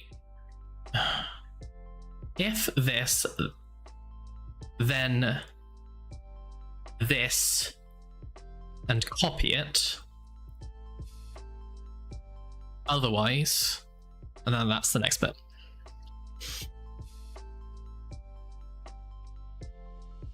else, this will run if the previous condition is false, meaning the rock is small. And after the else, we add another condition to check. And if the variable is not big rock,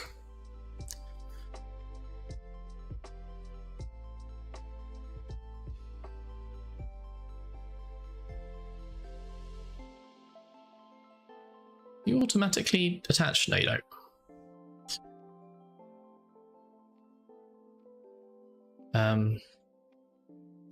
So we're saying so when collision happens, if it's a big rock, well, firstly destroy it, and if it was a big rock, make two small rocks. If it's not a big rock, means it's a small rock. Yes. If the number of rocks in the room is less than 12. We are doing this to make sure that there aren't too many rocks in the game, making it too hard. So we are limiting the number of rocks that we can respawn. So in that case, we are going to set the sprites of the rock to the big rock, and then we are changing the X or the horizontal position to -100. So we send it outside the room so it can re-enter again as a new rock. We are doing this to I could just copy this, but I kind of want to understand it first. And after the else, we add another condition to check if the number of rocks in the room is less than 12. We are doing this to make sure that there aren't too many rocks in the game, making it too hard. So we are limiting the number of rocks that we can respawn. So in that case, we are going to set the sprites of the rock to the big rock, and then we are changing the X or the horizontal position to -100. So we send it outside the room so it can re-enter again as a new rock. Only we know it's not really a new rock instance, but the player doesn't know that.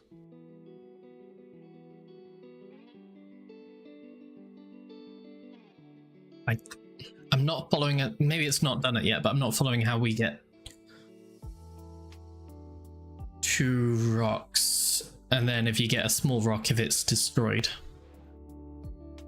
So maybe let's just learn as we go along, shall we? Instance number of object rock. Wait, underscore rock. If there is a number of object rocks equal to is less than 12, then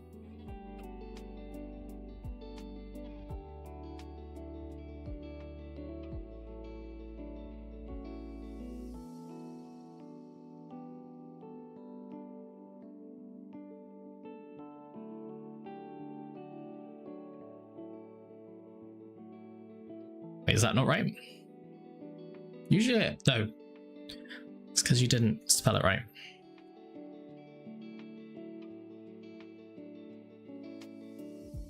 So if there are less than 12 rocks, set sprite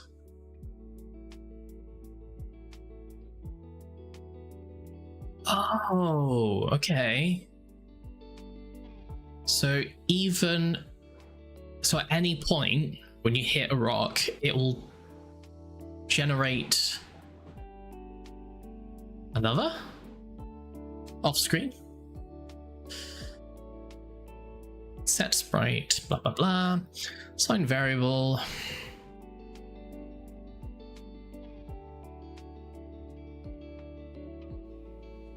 Now finally at the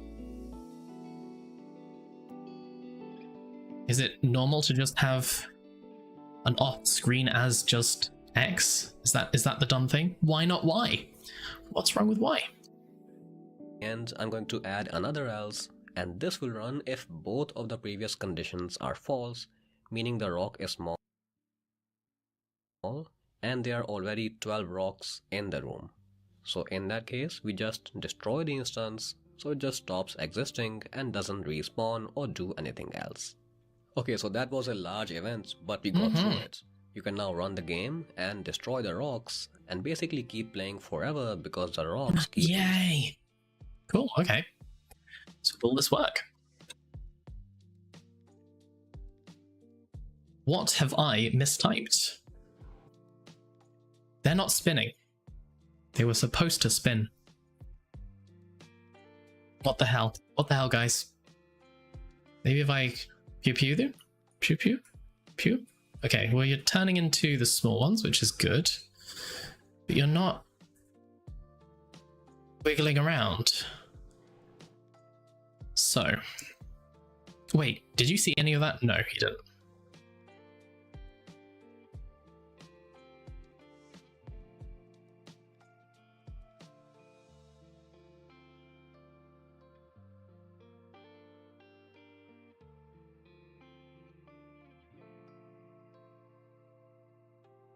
So for whatever reason, they have stopped turning. What have I done wrong?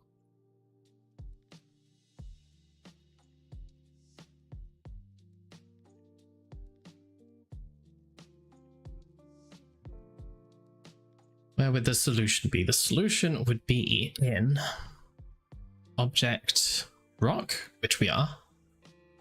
Step. Step must be wrong.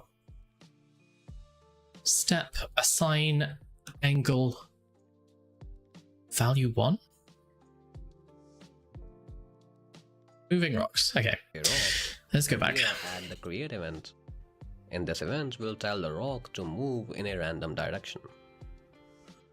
First of all, let's set the speed to 1, so the rock means 0 angle to a random value. So the rock will move in a random direction and its sprite will also rotate. Everything looks good there. With a random angle. We also want the rocks to wrap around just like the player, so they are not lost when they exit the room. So let's add the step event here. However, this time that the rock will only divide the image angle value by 1, so the rock continues relative, to okay. rotate. So step 1.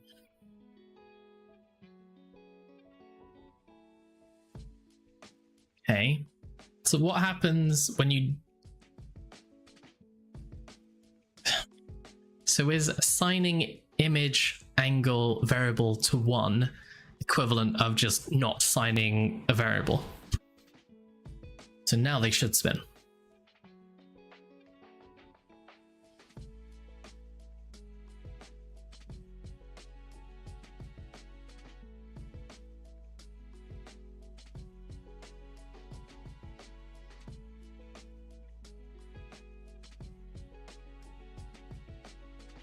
Huzzah.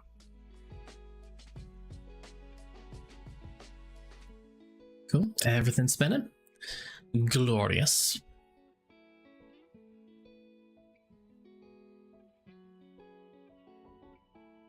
So we've... What would be next? Scoring? We destroy the ships. Oh, we need collision. It also looks a bit more realistic. So how do we destroy?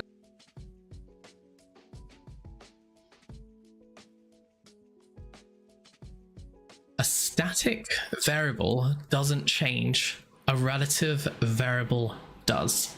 So if I were to not have it variable, but have the value as like, wait, 100? And not have it relative, does that mean it will spawn upside down? Spoiler alert. It does. Interesting. So then every time that I destroy it, it will, yeah, respawn it upside down. Thanks for that. That also makes sense. And then what, 180 means what? It would move 180 bits as opposed to just 100 bits? No, as opposed to 1 bit.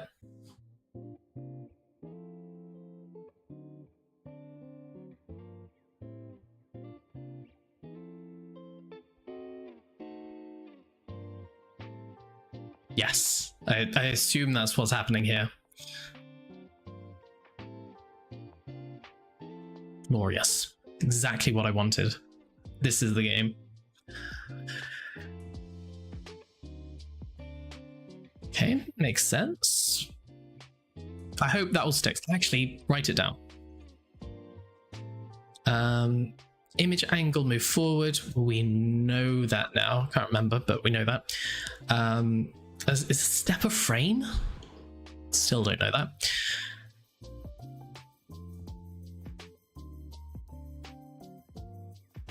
So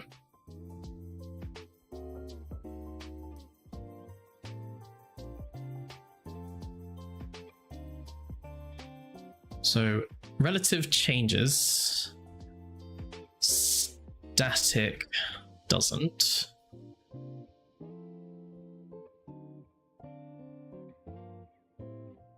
Relative is relating to itself and not the room. Invalid, how did you word it? Grid coordinates.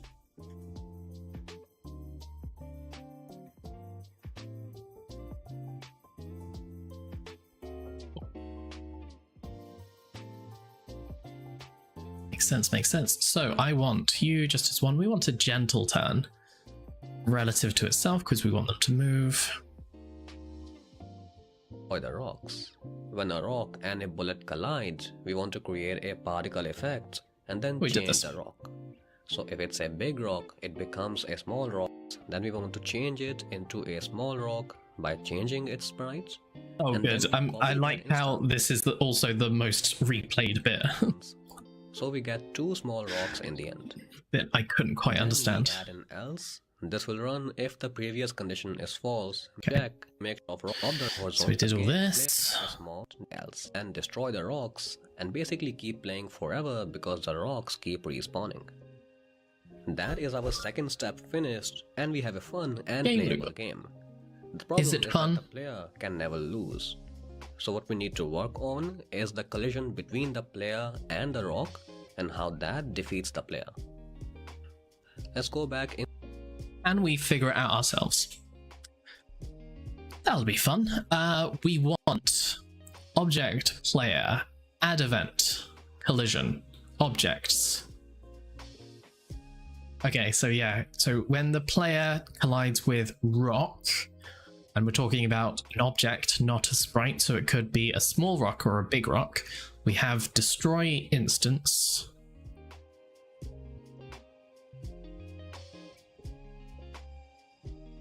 Of player, so of self, not of other.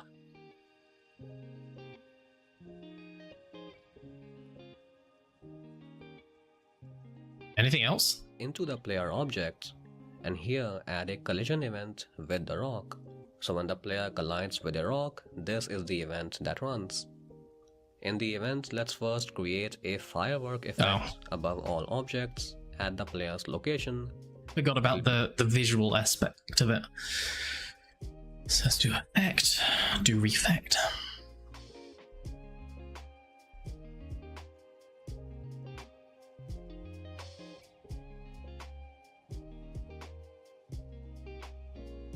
Relative to itself. Be a medium-sized effect, and then we destroy the player instance itself.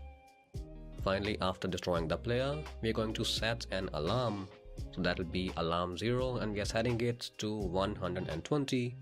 This means that the alarm 0 event will run 120 frames after this event running, so that's 2 seconds. But this by itself won't work because we are destroying the player, and an instance that doesn't exist can't run an alarm. So instead we apply this to obj game, and that object is going to run. What? Okay. I understand the set alarm countdown won't work if the thing that you're using to prompt the countdown no longer exists because you've already destroyed it.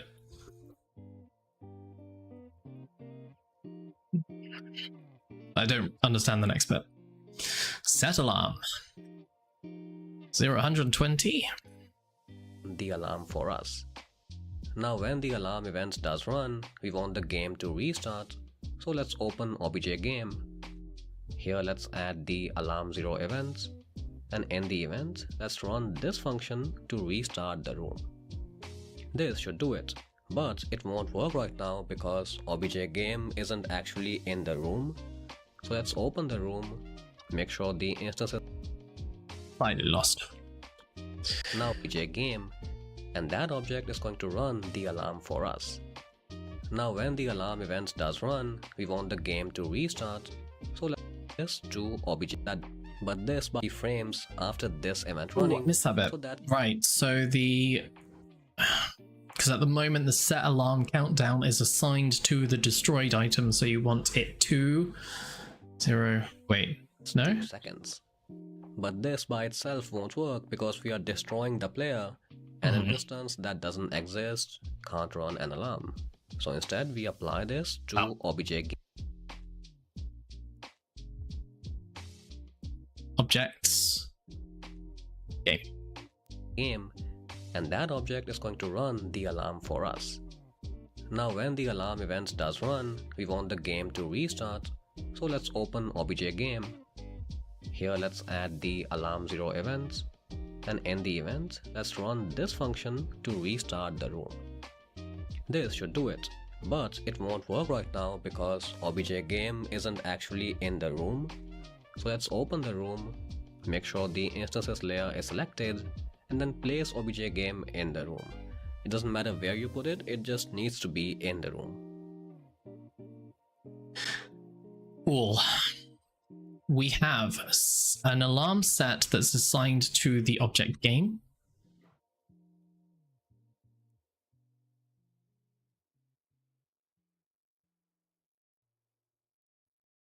I don't know what So event this is. Draw the game is and Yeah, from restart object room. events, here let's add the alarm 0 events. Oh, okay, that makes and sense. in the event Alarm 0, restart. Restart room. and let's run this function to restart the room. This should do it, but it won't work right now because obj game isn't actually in the room. So let's open the room, make sure the instances layer is selected, and then place obj game in the room. It doesn't matter where you put it, it just needs to be in the room. So run the game, run into a rock, you will lose, and 2 seconds later the room will restart. You sure about that, bud? See how much of that I followed.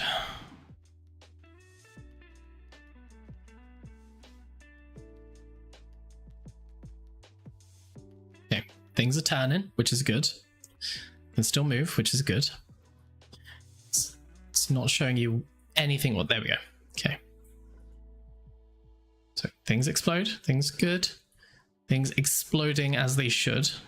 Now what happens when we get hit? We explode in fireworks and it restarts the game. Interesting.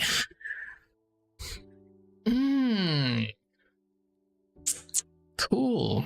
So then it restarts the game and all of the objects just spawn in their original positions, which I assume you can change. Hoping I can figure that out.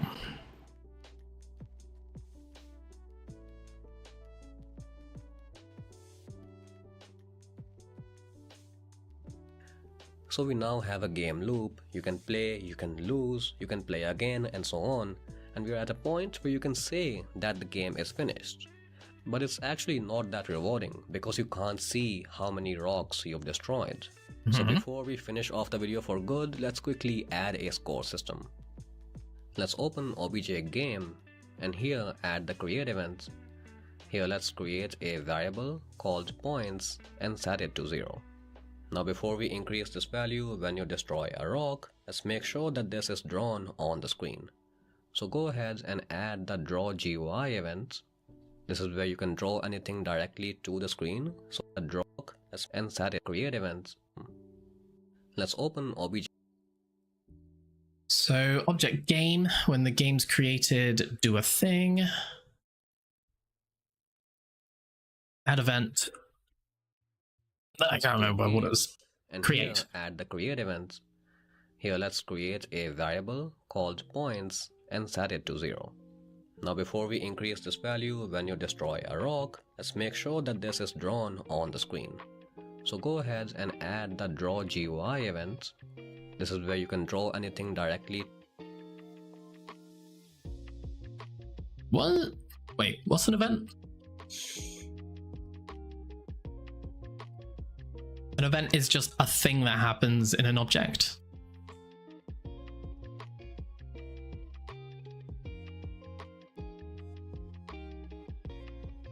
Oh my god.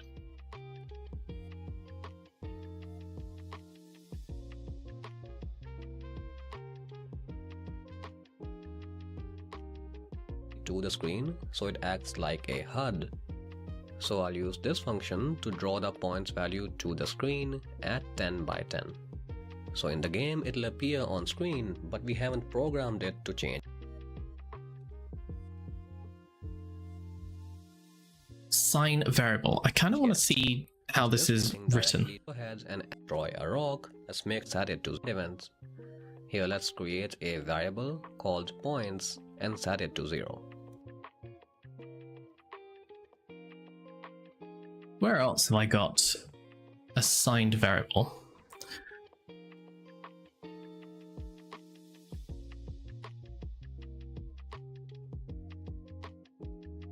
So the assign variable, so a variable is a thing that you assign to an object, which makes sense. And then you can draw from that variable. So if I wanted to increase the assigned variable speed of bullet, the thing would probably be like object bullet dot assigned variable or dot speed or something along those lines. Before we increase this value when you destroy a rock, let's make sure that this is drawn on the screen. So go ahead and add the draw GUI event. This is where you can draw anything directly to the screen, so it acts like a HUD. So where are you grabbing that from? Increase this value when you destroy a rock. Let's make sure that this is drawn on the screen. So go ahead and add the draw GUI event. This is where you can draw anything directly to the screen, so it acts like a HUD. So I'll use this function to draw the points value to the screen at 10 by 10. So in the game, it'll appear on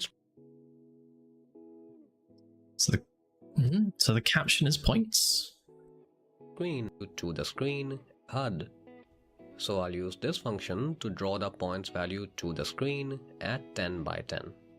So in the game, it'll appear on screen, but we haven't programmed it to change yet.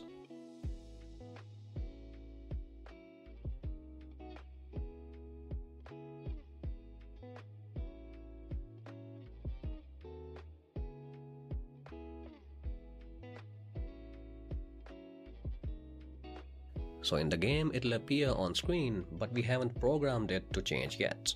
For that, let's go into OBJ Rock and open its collision event with OBJ Bullet. This is where you destroy a rock, so it makes sense that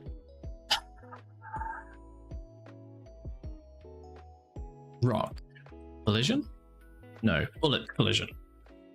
you would also end with OBJ Bullet. Let's go into OBJ Rock and open That its was right. collision event with OBJ Bullet. This is where you destroy a rock, This is the so collision. it makes sense that you would also get the score here. So here let's add this to increase the points variable by 50 to give the player some score. But of course this variable was not created in the rock object. It was Yeah, so how does it draw from that? Good question. That's what I was thinking. So the name is object game points. So would the other one be something else? Hey, thanks for helping. You've been amazing, Leon. Yeah. I'm looking forward to teaching me the basics of the next stream as well. Yeah, it's been a pleasure. See you next time. Yeah, by next time I'll have done all the lore of the game. What does the guy want to do in the mouth of the spaceship? I don't know. Let's find out. the player some score. Add this to increase the points variable by 50 to give the player some score. But of course this variable was not created in the rock. It's going to be relative to itself. Because if you didn't click relative, it would just keep setting... It would keep setting points to 50 as opposed to increasing it by 50.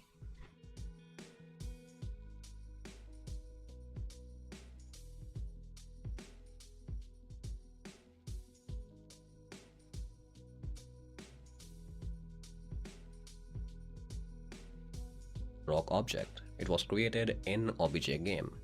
That object owns this variable, so we're going to mention the name of that object before the variable itself.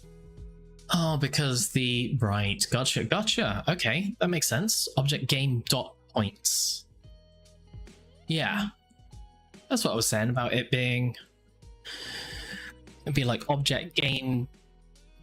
What was the thing I was talking about earlier? The speed of the bullet. So that would be object bullet dot speed.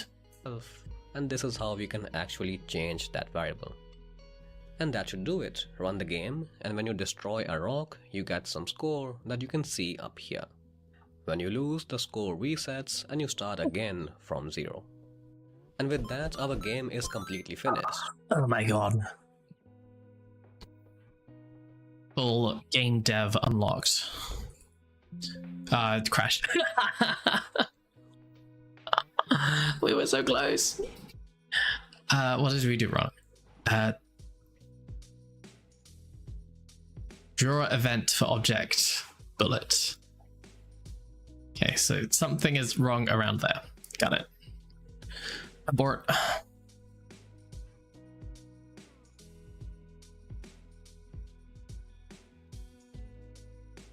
You can now go in from, you can see up to do it.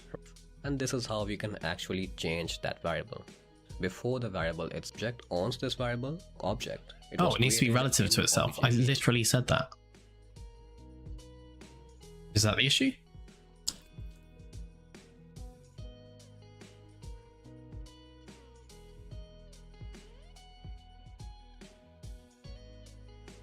Points is not set before reading it.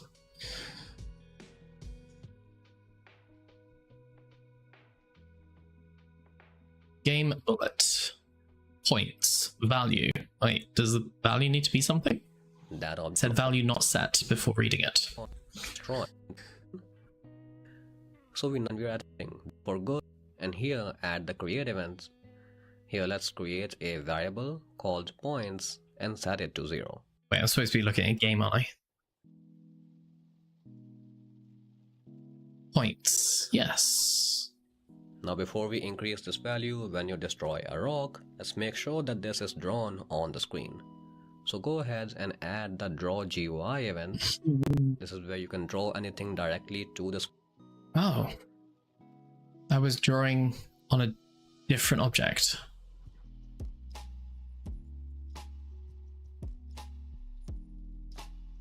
What the hell are you doing here?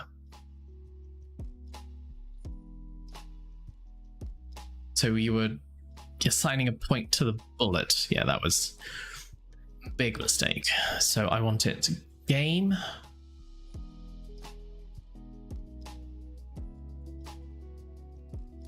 Screen, so it acts like a HUD. So I'll use this function to draw Points the variable value draw to the screen GUI. at 10 by 10. Does GUI just stand for game user interface? Draw value. So points, you didn't know which points because there wasn't any points in the game, just in bullets. Gotcha. Graphical user interface. Ah, graphical. Makes sense. Rather than it being just specific to a video game. Oh, enjoy. Thanks for chilling. Thanks for helping out with all the lingo and stuff. You've been amazing. It does help, especially when trying to like self-teach just watching YouTube channels. You can't ask any questions. So yeah, enjoy the food. Catch it on the flippy dip, whenever that might be.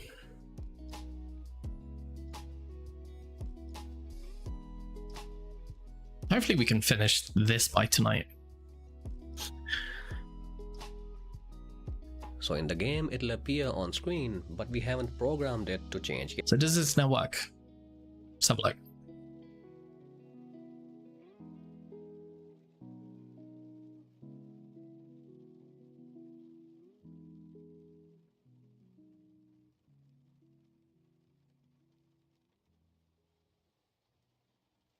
No.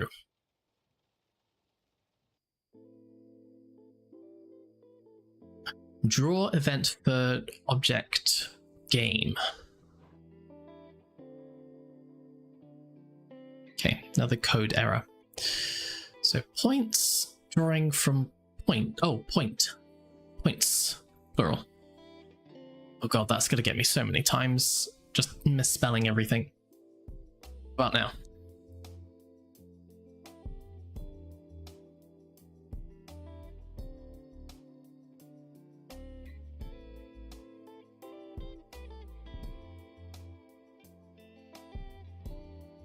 Looking good. Looking all good. I can't reverse. Okay. So that's fine. Oh, wait, no, wait, buttons. Okay, and points are increasing very nicely. And then whenever I get hit, everything should reset to 0, which it does. Was that the video? Did I do it? I finished the entire game? Achievement unlocked. Yet. For that, let's go into obj rock and open its collision event with obj bullet This is where you destroy a rock, so it makes sense that your variable is rock. When you lose, the score really finished. You can now go in and change any of the values that we entered, or change any of the sprites to make this game your own. Now to share your game with your friends on GX Games, watch this video. And to make your first multiplayer game in 15 minutes, watch this one. And I will see you in the next video. What was the first thing you were talking about? Sharing a game. I don't think this is my game. I think I literally just copied you, my friend. That was cool. So the thing that I wanted to play with was the create rock. I want to assign it a random variable for its position. Wait, it's already got a...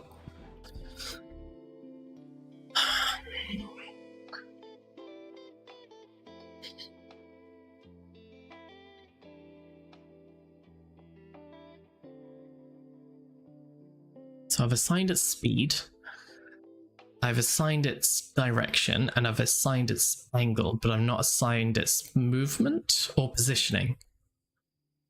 How would I spawn them in rando?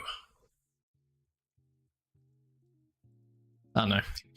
It's not in the tutorial, so I'm guessing I could have a play around, but it might be completely pointless and fruitless. But that is that first one. Save? Yeah. Ooh, first game. Saved. Done. I do not count this as a game. Literally just paint by numbers. Oh, we're learning, so it's fine. How do I go home? New project.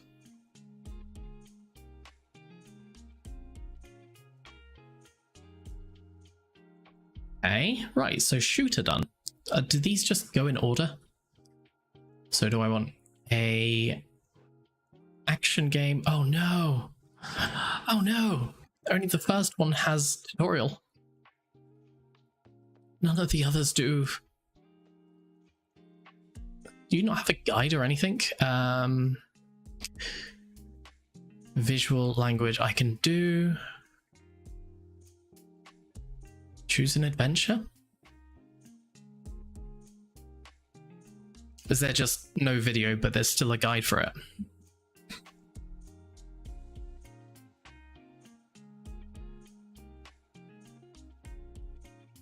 Okay, so I did the make your own space shooter, and then complete game.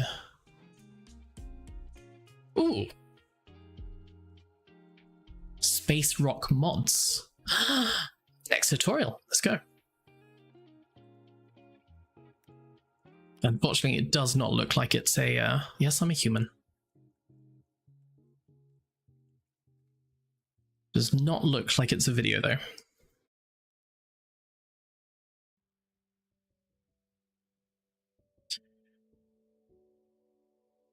Okay.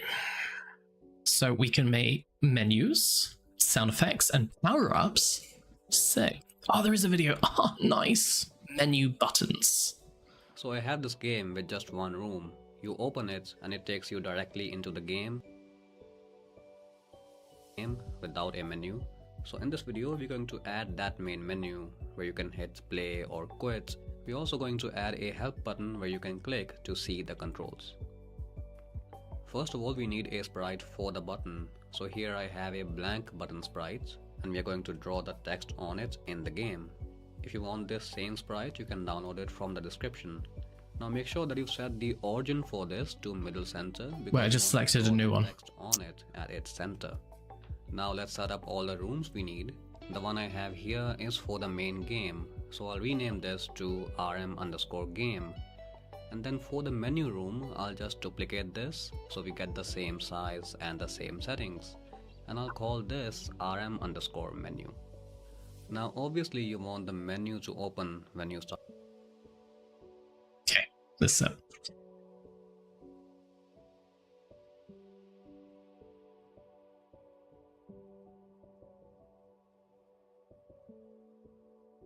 I'm not sure if it's got any of these assets in, so you've got to download them. Maybe we can make them.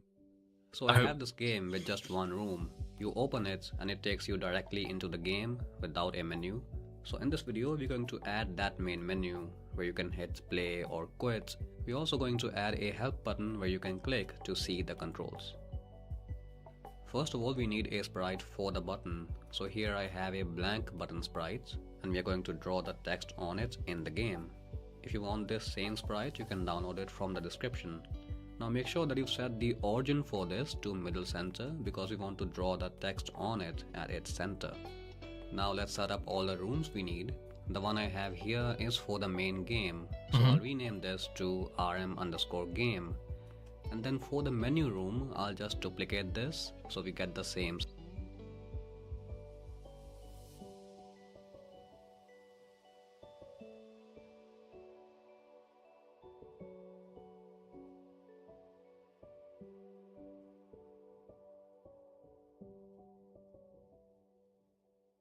You know what? No, I'm just going to make the sprite. I'm not going to copy.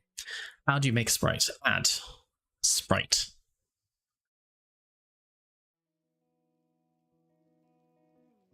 There are no sprites. Objects? No. Build?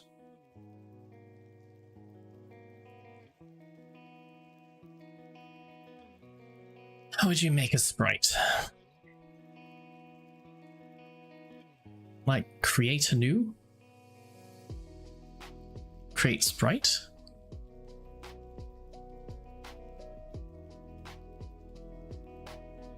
Sprite. Okay.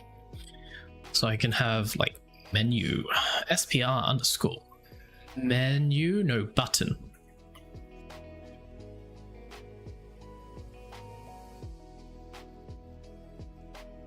Then I need to assign it Size to an object. And then for the menu name, for this to middle center because from the description the text, open it and it takes you directly into the hit play or quit, and we are going to draw the text on it in the game. If you want this same sprite, you can download it from the description. Now make sure that you set the origin for this to middle center because we want to draw the text on it at its center. Now let's set up all the rooms because we want to draw the text on it at its center. Now let's set up all the rooms we need. The one I have here is for the main game, so I'll rename this to rm_game. And then for the menu room, I'll just duplicate this so we get the same size and the same settings. And Okay. I'll call this rm_menu.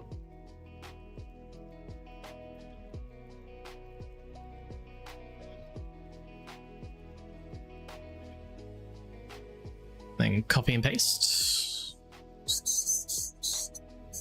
Duplicate. Change that to rm_menu. Men. Now obviously you want the menu to open when you start the game, but right now the game room is set as the first room to open. Let me guess, swap them around. That's what this icon indicates. So I'll click on this icon and in this list I'll drag rm menu above. Oh, okay. So menu first, then game. And now you can see that the menu room will open when you start the game.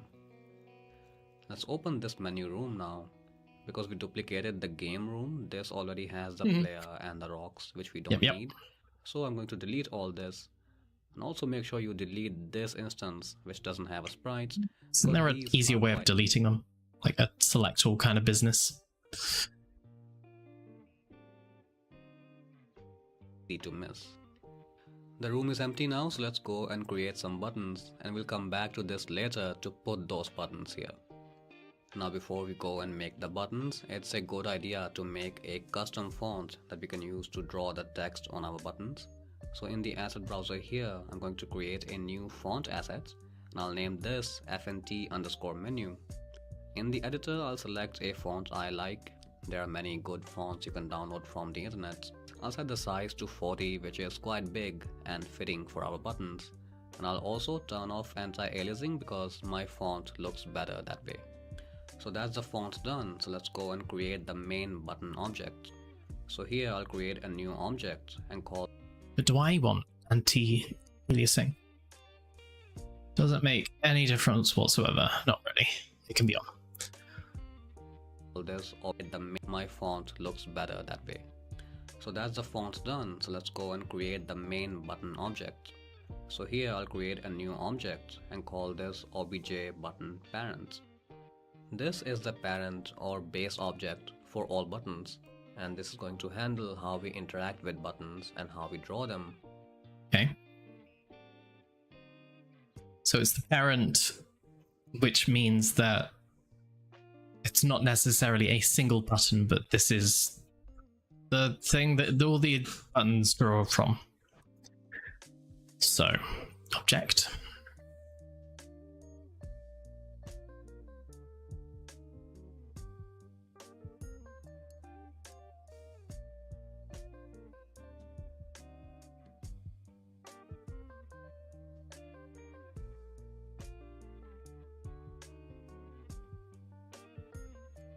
Was it menu parent? OBJ.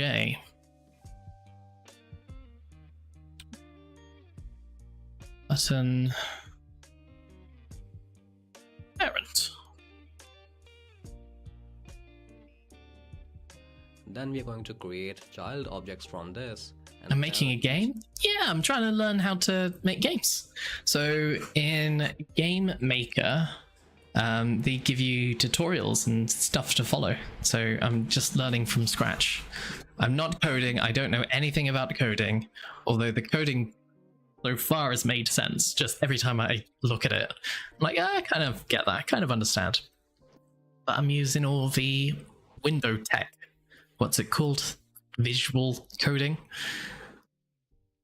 Yeah, this is literally day one. I'm just learning everything. So I've currently touched on objects, rooms, sprites, and just learned about fonts. Crazy.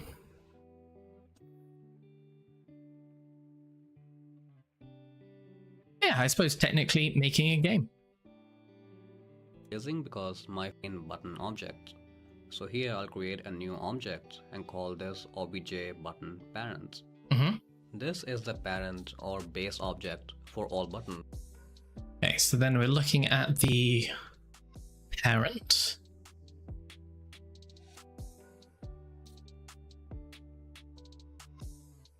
And this is going to handle how we interact with buttons and how we draw them. Then we are going to create child objects from this and tell each child button what it's supposed to do. Now this object doesn't need a sprite because it doesn't appear in the game itself. Just like object What game. it does need is a variable to store the text that appears on the button. So I'll open the variables window and here create a new variable called... Well, this is a new screen.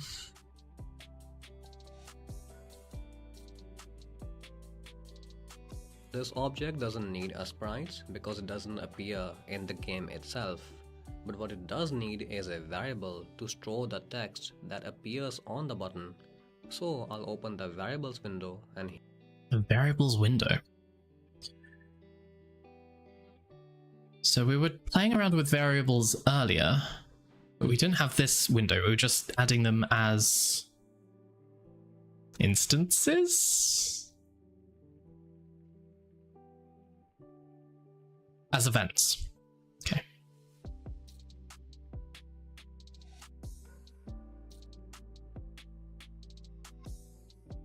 here create a new variable called...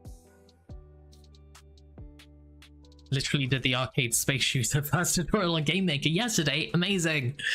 Ooh, yeah, I literally in the last 5 minutes finished the first video for it and then was about to move on to the next game, but then I saw you could mod this one. So yeah, we're learning about menus.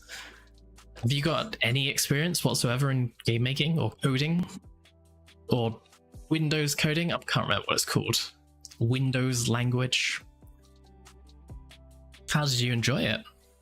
You gonna be doing the others? called button_text. This will be a string, and I'll set the value to be empty and we'll set it in each child object separately. Now for interacting with this button, Okay. This is one of the things about learning just from videos. You can't ask questions. I don't know what string means. I know what the string means. Oh, it has a question mark next to it. So a button text. So this is a variable button. Button text 0 string. What's a string? The value is a string. Ah, but of course. Yeah, I understand. Thanks for helping. And I'll set the value to be empty and we'll set it in each child object separately. Now for interacting with this button, we want to check if the user has clicked on it with their left mouse button. So for that, let me guess. Add event. Step. What was it? No, press. If pressed. If mouse pressed. Mouse pressed. Left thumper. Then something happens. add a new event, and this will be the Oh left god. pressed Okay, maybe not then. That's me trying to think ahead. Me trying to be smart. Doesn't work. Right. So add mouse. I'll need to add a new event, and this will be the left pressed event under mouse. I'll leave this empty here and we'll fill it in the child objects. Now the only other thing we need in the parent is to draw the button and the text on it. 0 experience. Sprite making. Ah, cool. Nice. What kind of designs do you do? I have 0 graphic design experience either. I know how to use pixel art to make very, very simple stuff, and that's about my extent. But yeah, so what are you doing? Are you making a game? Are you thinking about making a game?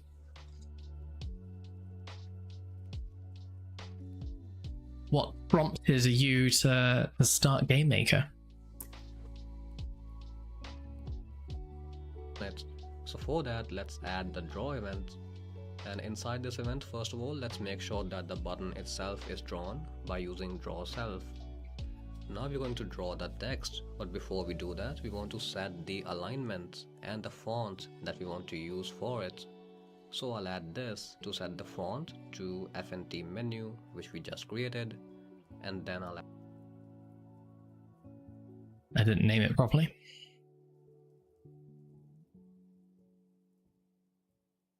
Okay. this to set the text alignment to center and middle, so the text draws like this instead of drawing like this, which is the default behavior. And now I'll add this to draw the button text variable. I'll draw it at the position of the button itself. Now the last thing to do in this event is to reset the alignments to their default values. Whenever you change any draw property, whether it's the color, alpha, or alignment, you want to reset it to its default values after you're done drawing. Otherwise, your changed values might interfere with something else that you're drawing later on. I am going to leave the font as it is. Like that. If you do have a default You can make one. Cool. What type you thinking? Have you got one in mind? Or are you just up in the air at the moment? Nothing in particular? You want to use? I am to be the left pressed event under mouse. I'll leave this empty here and we'll fill it in the child objects. Now the only other thing we need in the parent is to draw the button and the text on it. So for that, let's add the draw event. And inside this event, first of all, is it just draw? Let's add the draw event. Okay, it is just draw. Inside this event, first of all, let's make sure that the button itself is drawn by using draw self. Now we're going to draw the text, but before we do that, we want to set the alignment and the font that we want to use for it. Makes sense. To set the font to FNT menu, which we just created, and then I'll add this to set the text alignment to center and middle, so the text draws like. So font would be FNT something. Menu. which is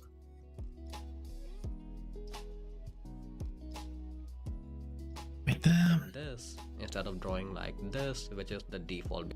So then I'll add this to set the text alignment to center and middle, so the text draws like this instead of drawing like this. Set text alignment.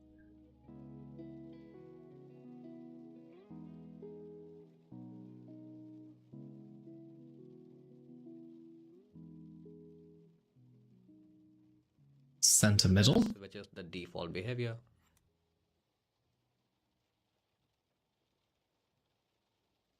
A 2D top-down story game in mind. Nice. Basic little games. Yeah. It's all good and well thinking, hey, I'm gonna make a game. And it's like, okay, cool. Do you know what engine you're gonna use? No. Okay, cool. How are you gonna make a game? So I don't know what I'm gonna do. I just felt the need to learn, and maybe I'll come up with something along the way. You couldn't even make Pong, but you can make asteroids in space. So that's something. That's a step up, right? Slow and steady. So when you say like a 2D top-down story game, is it like anything in particular? What are we thinking?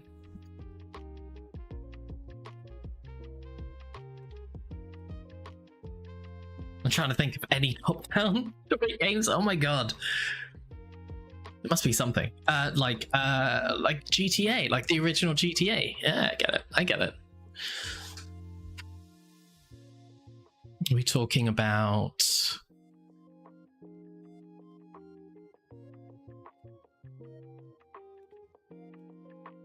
like Animal Crossing kind of style, or is it going to be? You said 2D.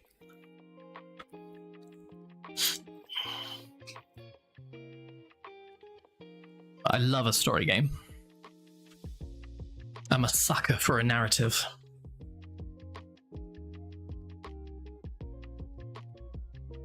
And now I'll add this to draw the button text variable.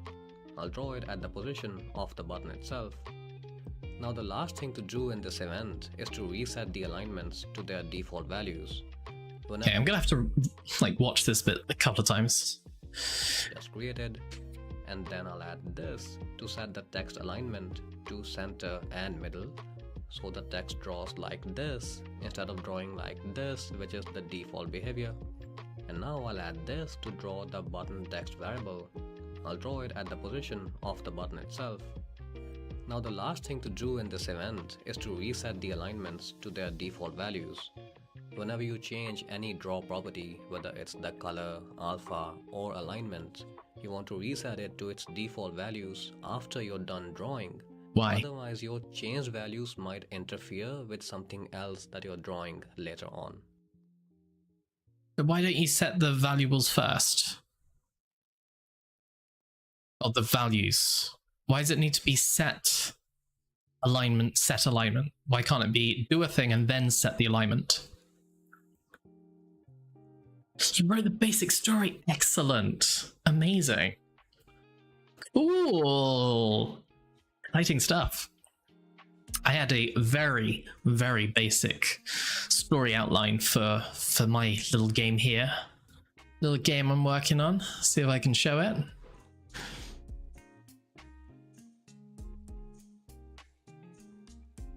So, okay. So imagine you're in space. Oh god, nothing's working. Oh, it's because I'm in the room of menu. Okay, so it doesn't matter. Basically, it was a story about a ship that had someone climbing in its mouth, and he's got to destroy rocks, because then every time he destroys a rock, he does a little dance, and that wiggles the person off. It's very in-depth. It's very hard to explain it in less than 500 pages.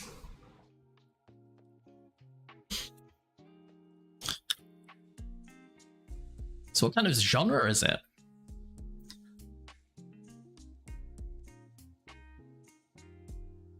Is it like a cozy game? Is it like a hard-hitting political satire?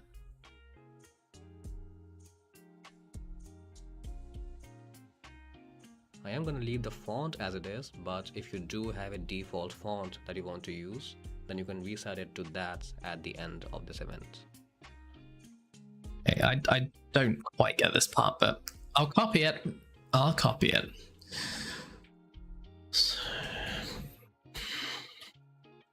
Button, text, relative, and then set alignment again for some reason.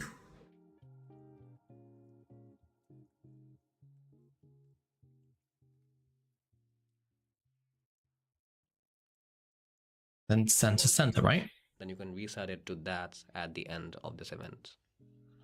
So we are done with the parents and we can start making the child objects now. Yeah, parents make the children. Play button first. It's gonna get X-rated. So this will be obj button play. I'll assign the button sprite to it. Now this should be a child of the button parent. So I'll open the parents window. Object button play. Okay. This will be obj button. I'll make an object for the play button first. So this will be obj button play.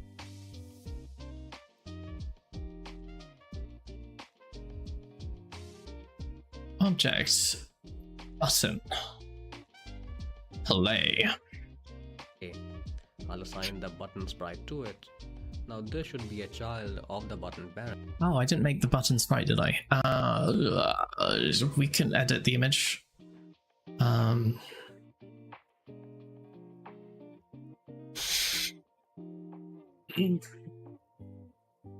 See what I meant about my graphic design technique?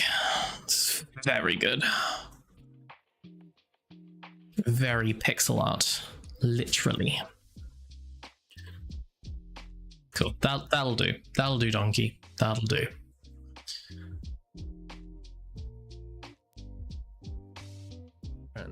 So I'll open the parents window and click here Ooh, okay, opening up parents. to set the parent to obj button parent. God. Sprite to it. Now this should be a child of the button parent. So I'll open the parents window and click here to set the parent to obj button parent. With that set, in the events list I can see the events that I made in the parent, and if I open see the whole word. window, I also It see is the that one, variables from the parent. So let's edit this button text variable. I can see the events that I made in the parent window and click here to set the parent to obj button parent. With that set, in the events list I can see the events that I made in the parent, and if I open the variables window, I also see the variables from the parent. So let's edit this button text variable and write play here. So this button says play, and when you click on it, it should take you into the game room. So to program that, we already have a left pressed event here. We don't want to replace this event, but we want to add on to it. So anything in the parents event runs before this event runs in the child object. So for that, right click on it and select inherit event. Oh god. Take you into the game room. So to program that, we already have a left pressed event here. We don't want to replace this event, but we want to add on to it. So anything in the parents event runs before this event runs in the child object. So for that, right click on it and select inherit event. And now in the event, let's quickly add this to change the room to RM game. And with this, the play button is finished. So let's go ahead and make the So help go and to room. buttons. For the next button, I'll just duplicate the play button object so we get the same sprite and parent. And I'll name this obj button help. I'll open its variables and change the text here to help. I'll leave it. So object button.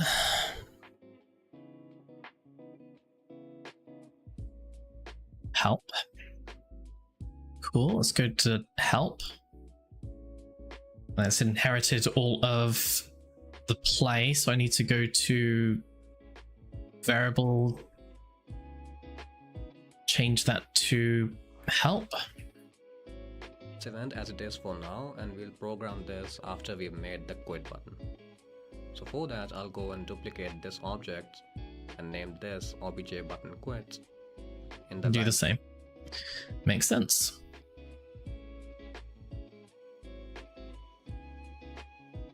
So now we're in quit.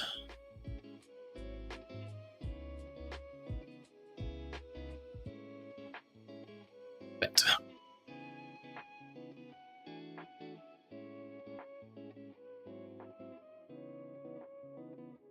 Again, I'll set this to quit, and now let's tell this button to quit the game when we click on it. So for that, I'll open its left pressed event. I'll remove this from here, and instead I'll add this simple call to end the game.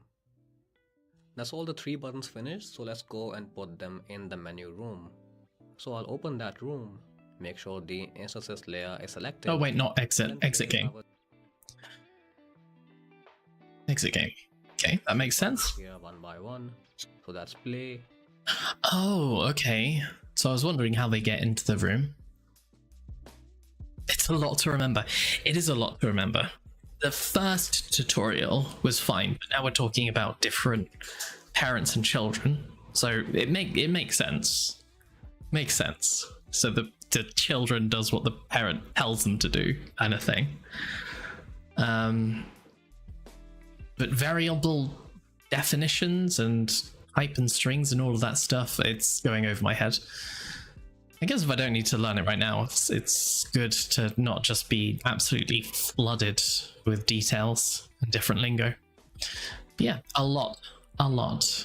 Hopefully I've followed it so far. Definitely missed something out though, or misspelt something that will crash the game, which happened a few times. Did that happen to you? Were you ever trying to load up the Asteroid game and it came up with an error code because you misspelt points or something? Help. And then place up. So I'll open that room, make sure the instances layer is selected, and then place our 3 buttons here one by one. So that's play, help, and quit. Go ahead and run the game, and you can now quit the game, and you can also... Wait a second. Where's my help? I've deleted my help. Can I undo? Okay, help. Oh god, I'm gonna have to do this again. So this is help. And then I copy you, duplicate you, not just rename you. And then instead of you being help 1, you are quit. Okay. So then in help, you don't want it to exit the game. In quit, you want it to have quit and to exit game, which is correct. A few times. Good. I'm not alone then. Was it anything in particular? Or was it...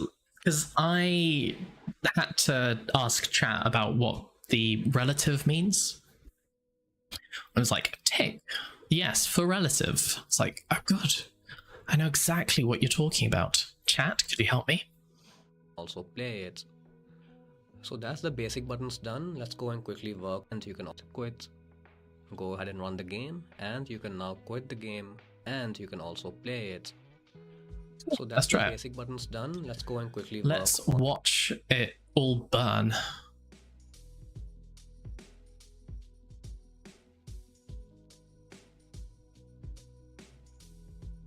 Hey Ollie, how's it going? Good to see you there. Just got no idea how the stuff works? Me neither. But we're learning. Learning's cool. I like learning sometimes. You can't see my game. I've definitely missed off something. So we've got the play button. That's the first step. We need to go back into the room, menu room, and then add in our different buttons. So we had the play, we can have the help, we have the quit. So now when we play... Oh my goodness. Oliver, you won't understand how proud I am of this. It looks god-awful. It's my god-awful. Look, we've got buttons. Will they press? I don't know. We've got play, we've got help, we've got quit. Is the UI perfect? No.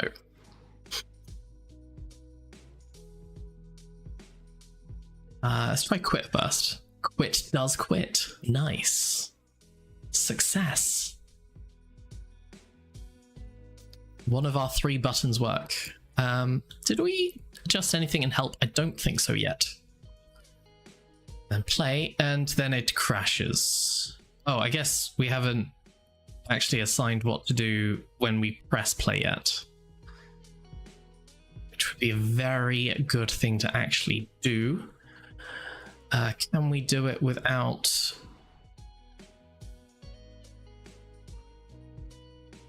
going back into the tutorial? Yes, we can. So in play, when left is pressed, call to parent to find what the parent wants you to do, move to room, game.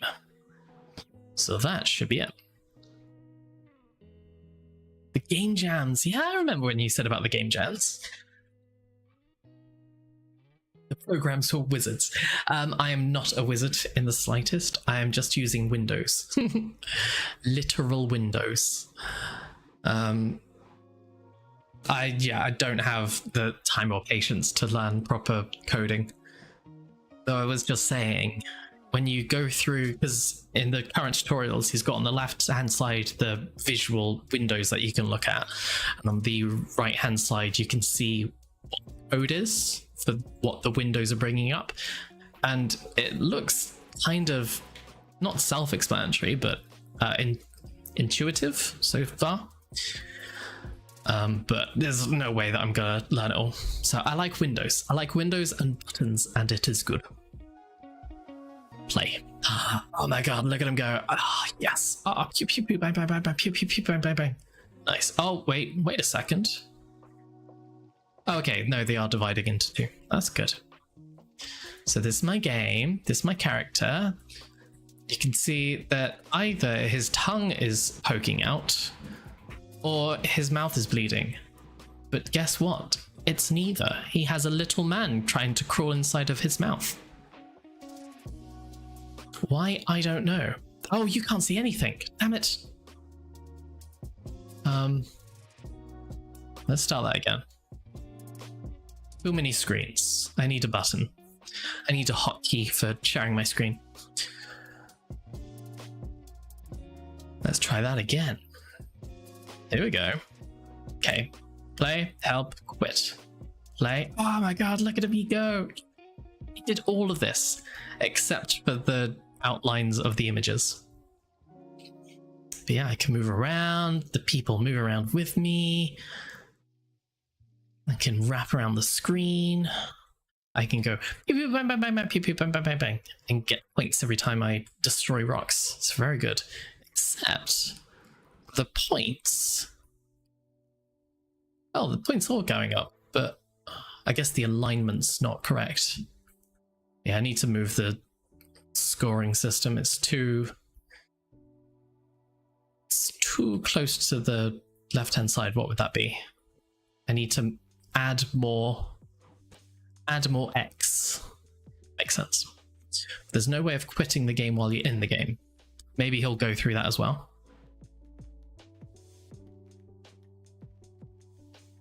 Okay. On the help button now. Also, so we've done play, we've done quit, now help. stick around till the end of the video for the bonus part where I'm going to animate Bonus. the buttons. I love a Before bonus. displaying the controls, I'm going to create a new object. I'll call it obj_controls. And in this object, I'll add the draw event. Now before drawing the controls, I'll add... So I would have thought that we would have got the menu from another room, but here we've got it as an object. We make a room as well as the object. Set the alignment to center middle. And then let's draw this string of text. So I'm drawing a string here, but in the middle you may have noticed something new. These two characters. All of this is new. This is literally the second video that anyone in Game Maker will see. It's a backslash. And N. It's a combination that basically means a new line. It's like pressing enter on your keyboard when you're writing an email. And so in the Oh, game, okay. you will see Let's write that down. Keep forgetting I have notes. We have. So, what are we saying? Is this in just in draw value captions that works? In this draw controls, I'll add this to set the alignment to center middle. And then let's draw this string of text. So I'm drawing a string here, but in the middle you may have noticed something new. These two characters, backslash and N, it's a combination that basically means a new line. It's like pressing enter on your keyboard when you're writing an email. And so in the game you will see these as two separate lines. Now after we've drawn the text, let's reset the alignment as we should always do. And with this simple object is done. All we need to do now... I understand why you need to set alignment, then change the value, and then set the alignment again. That is just far too over my head. This is all in objects, isn't it? So objects create objects. Objects create objects. Is to end of the videos, I'm going to create a new object. I'll call it obj_controls, and in this object I'll add the draw event. Now before drawing the controls, I'll add this to set the alignment to center middle. Okay. So we want a draw set alignment, and then it was And draw then value or let's something. the Draw value, yes.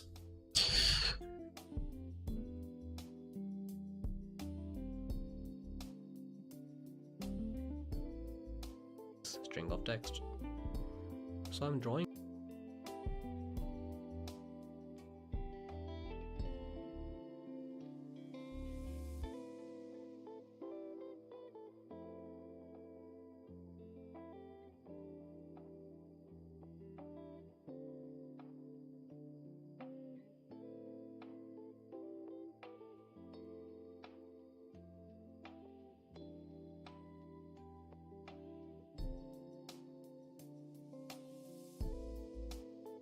a string here, but in the middle you may have noticed something Copy you. new. These two characters, backslash and N, it's a combination that basically means a new line. Yes. It's like pressing enter on your keyboard when you're writing an email. I love that copy In the paste. game, you will see these as two separate lines. Now after we've drawn the text, let's reset the alignment as we should always do. And with this simple object is done. All we need to do now is to make it so when you click on the help button, this object appears, and if it already exists, then it disappears. So the help button itself sort of behaves like a toggle. Let's go into obj button help and open the left pressed event. I'll remove this call we already have from duplicating another object, and instead let's do this. First of all, we're gonna check if an instance of obj controls already exists in the room, and if it does, then we want to destroy it. So for that we add this. If you're using Okay. GML Visual, then That's what we're doing. So just bringing it up and then destroying it again. Makes sense. I guess bringing up a new room is just not necessary. make sure you apply this destroy instance action to the obj controls object. Now after this, let's add an else obj controls object. Now after this, let's action to the using GML visual, then make sure you apply this destroy instance action to the obj controls object. God, what am I looking at? Now after this, let's add an action to, if you're using GML visual, then make sure you apply this destroy instance action to the obj control. Applies to expression. Can't I just bring up the object myself? Wait, no. have you done? Object control. Object. Now after this, let's add an else. Oh, you can't see anything. This will run It's over here. if the previous condition is false, meaning that obj controls doesn't exist in the room, and that in turn means that we need to create it. So in that case, I'll call this to create an instance of obj controls. I'll create it in the instances layer and at this position. So horizontally, it's in the Okay. Happy with that so far?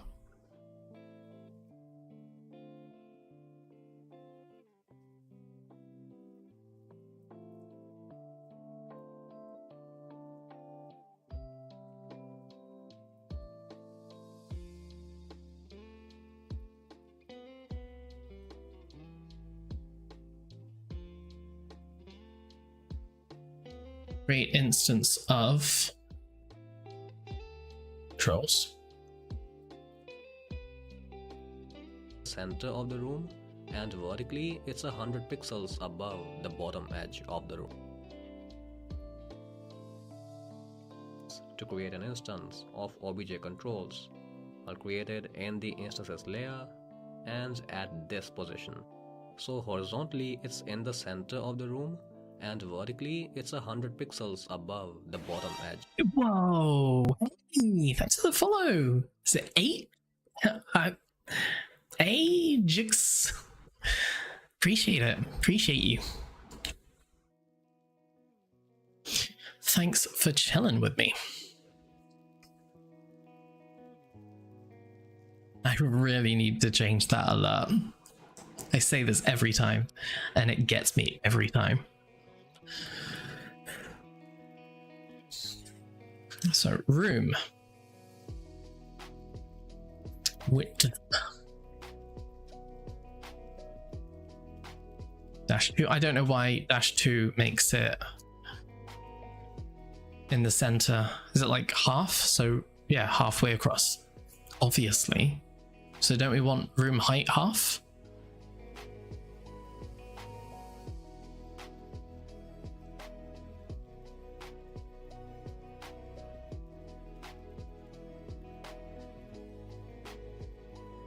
Don't get it, but I've done it. Of the room, and vertically it's 100 pixels above the bottom edge of the room, and that should do it. Just 100 pixels above the bottom of the room, because it wants it down there. You don't want it to be right in the middle, because then you won't be able to see the help button. Oh, let's see that in practice.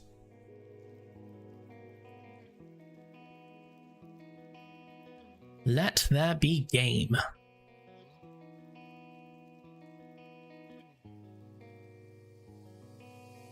Hello? Did I not press it?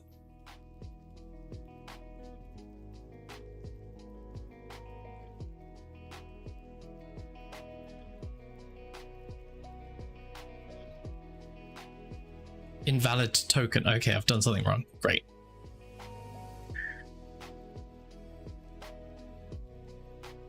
But what? It could be anywhere. Does it tell me down here? Compile errors. Object. Object controls event. Draw at line 15. Invalid token dash. Here, do it. So 100 pixels You above do it. the bottom edge of the room. Do it. And that should do it. So that's 100 pixels above. Horizontally, it's in the instances layer and at this position. That looks right. So horizontally, it's in the center of the room, and vertically, it's 100 pixels above the bottom edge of the room. And that should do it. So let's run the game. Click on Invalid token. the controls Oh, appear. it's backslash. Where was the backslash? Backslash was in help.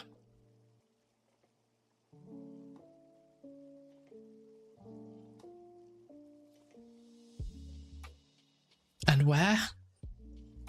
No, it was different. It was a different object, wasn't it? Controls. You. Maybe it, like, the space needs to be here? Does that work now?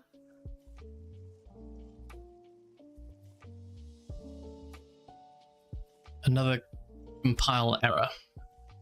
That's... Okay, maybe it's not you then. So, help. Help, help, help. What are you telling me?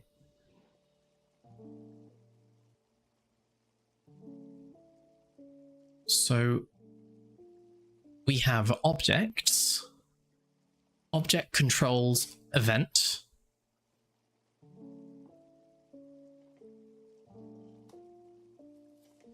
Are we in an event? They're all events. Okay. Yes. Draw at line 15. I don't know what that means. I'm sorry. Oh, you can just press in it. Well, that's fun. The issue is here. Oh, you are object controls. Maybe it was. Wait.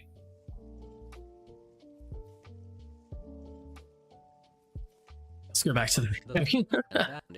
What's going on? Where were we for this bit? All we need to do now, board, you may have noticed something new. Yes. Two characters, \, and oh, it doesn't need to be like capitalized or anything. That's ridiculous. Probably not. It's like pressing enter on your keyboard when you're writing an email. And so in the game, you will see these as two separate lines. Now after we've drawn the text, let's reset the alignment, as we should always do. This simple object is done. All we need to do now is to make it so when you click, but you've not reset the alignment there. Appears, and if it already exists, then it disappears. So the help button. Oh, I don't understand why that would be an issue, but we can try it. What about now?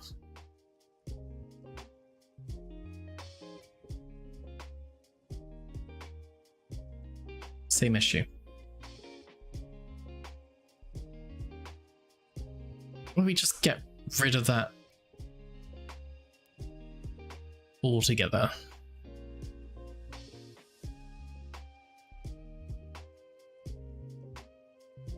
Good work now.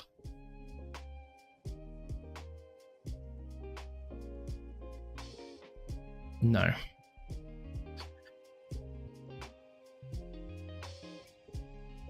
N expected.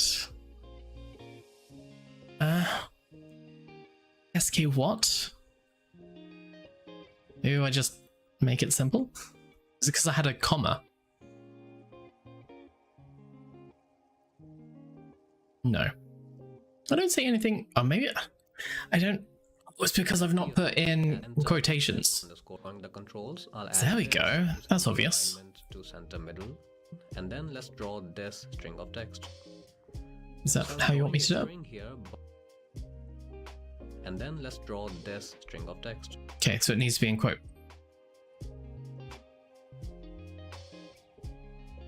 So now that, hopefully, should be it. That should work.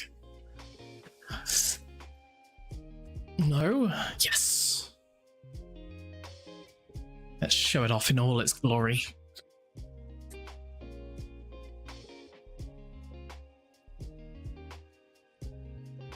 So, play, help, quit, play.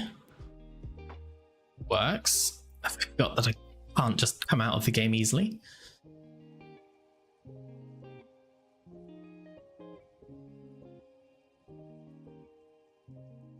Help. Wasting click. Oh, it's... Oh. Look, it works. It works. Wasting click. Okay. So there's a lot of information there. I'm going to immediately forget about it. As soon as my head touches my pillow, it's all going to fall out.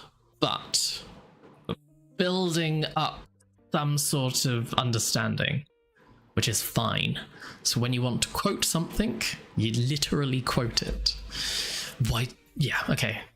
I was going to say, why doesn't it tell you that? But it kind of, I guess, tried. But just say, put the words in quotation marks, bro. That's all I wanted. Okay, good. That's done.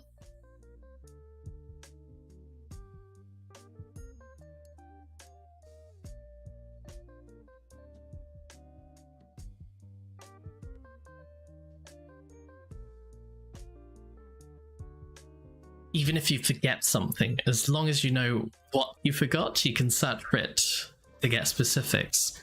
Yeah, 100%. And even if you don't remember something, the fact that you're just learning anything, like you're just getting a better understanding of the system and how it works and how it operates. So the more that you understand, even though you'll forget bits, it'll make sort of more logical sense for you to figure it out yourself, as opposed to being taught it. So if I know from future tutorials what a parent is, what a child is, what a caption is that you need to put in quotation marks, and I know all of that stuff, but I can't remember how to put in a text prompt, then I might be able to figure it out myself. So that's what I'm terrible at remembering stuff, but hopefully I can understand enough of the system to kind of work upon it and understand, yeah, where I could look. Also, my brain is so terrible, I'm not going to remember that the button menu thing was in this video and where it was. In like a week's time, I'd forget that I even make this game. But we're doing okay so far. Everything seems to be operating.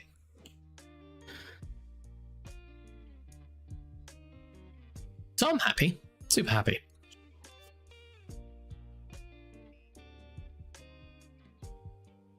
Even though everything we're doing right now is super basic and we're literally copying, pasting what this guy is doing, I feel like there's definite progress. Cool, get to learn about alphas I get. You can make your buttons feel much better with some basic animation. So if you go into your button parent object and add the mouse enter event, here mouse enter something below 1 to make it transparent, and then in the mouse leave event, set its alpha back to 1, you get this basic effect where the button becomes transparent when you hover over it, and it feels much better. Okay. Let's try and do that without replaying it.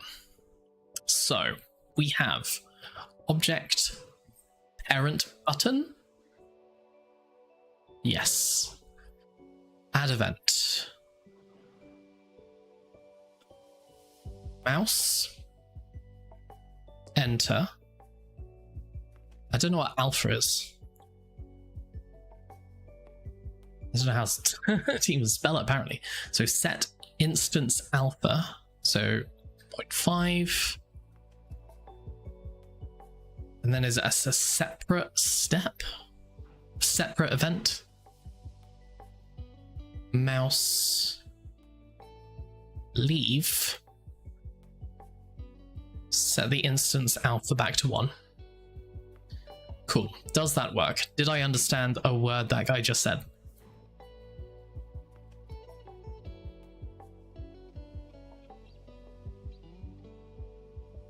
The game hasn't crashed. That's a good start. Okay, it's not worked. Oh dear.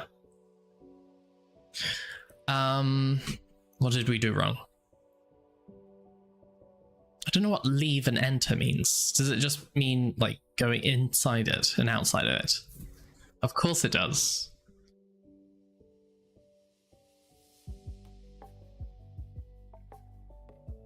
Okay, we're gonna have to watch the video again. Obviously didn't understand. The effect is also simple. You just open the button. Finally, it's time for the bonus tip. You can make your buttons feel much better with some basic animation. So if you go into your button parent object and add the mouse enter event, here set its alpha to something below 1 to make it transparent, and then in the mouse leave event, set its alpha back to 1. Basic effect where the button becomes transparent when you hover over it, and it Cool. It's because the set instance alpha for enter was like 0.5 as opposed to 0.5. Hopefully that's it. So I was kind of on the right track. I just don't know how buttons work, apparently. Moment of truth. Hold on to your butts. Oh my god, it works. Oh my god, oh my god, oh my god, it works. It works. It works. Oh, cool. But I say that because I've like made a silly design.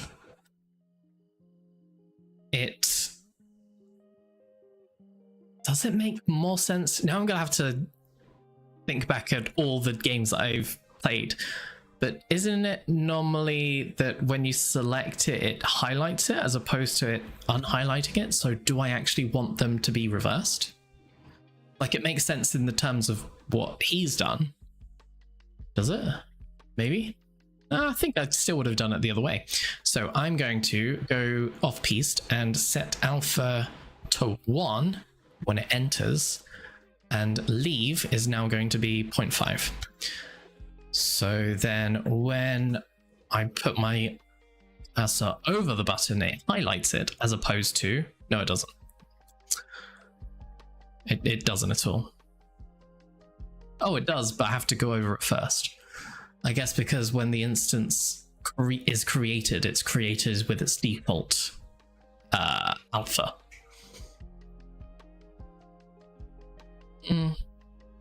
That's... Oh, you couldn't see any of that. All right, let me show you what I did. You want it to react? Yeah, I'm just trying to think how I actually want it to react. Like, what do I want it to do? So this is what it looks like. So it spawns in with its default alpha settings. And then when I go into it, it doesn't look like it changes. But that's because I'm inside of it. And that would give it its normal alpha. Then I leave it, undoes it. So this is basically what I wanted originally. So I think that is better. IMO. Okay? Is it important? No, not at all. But if we're talking about game feels, it's definitely improving my game feels right now. So we want enter. No, we want leave to be its normal, so 1. But when we enter, we want it to be even brighter, so 2. Is 2 too much? Is it too much alpha? Let's try it.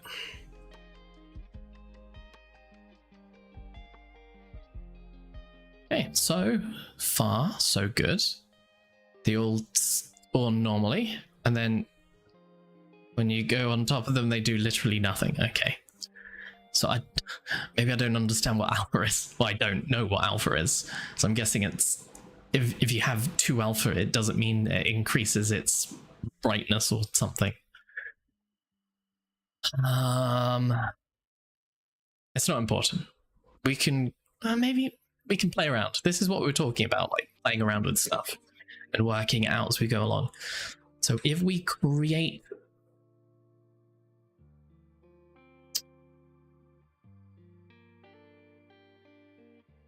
We go to the parent, draw, set alpha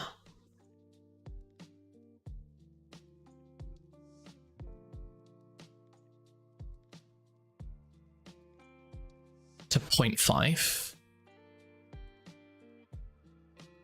That means that when it's drawn in,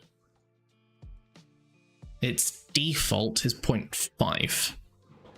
And then we can do the 0.5 for when it's out, and then 1 for when it's in. I think. So leave needs to go back. No, needs to go... Wait, what? No, that doesn't make any sense. Maybe it does. Leave 0.5. And then enter 1. Okay. Yeah, again, you can't see a thing. Standard me. Definitely gonna get some hotkeys arranged. It's looking promising. Spoiler alert.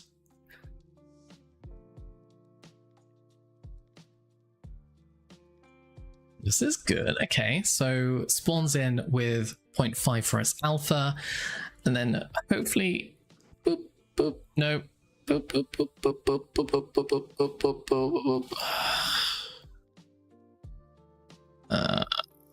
well, we designed it the wrong way around, but it's fine. Okay, so I want... Let's reset this. The way that they had it was fine. Draw, remove you. Actually, why is that happening? So when I'm entering, you're going to 1, but then you're setting yourself under a draw. Oh, it's because I don't want it to draw. I want it create. When create set alpha to 0.5. Is that it? Or is this just gonna literally crash everything?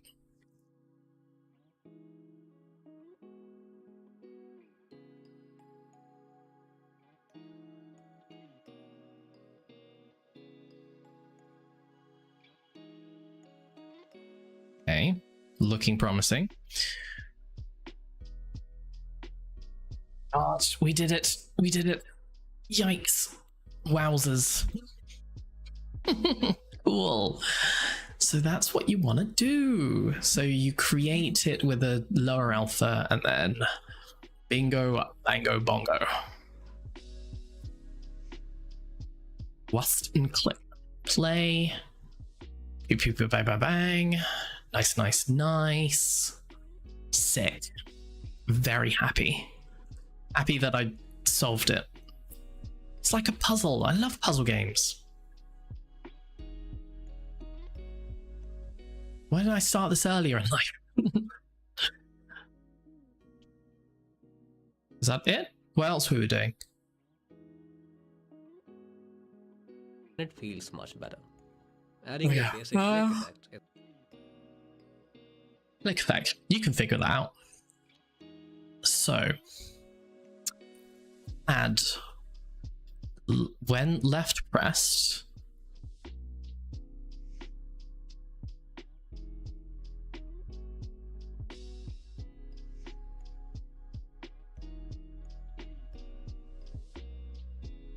It's going to be like set value to -1, set its relative angle.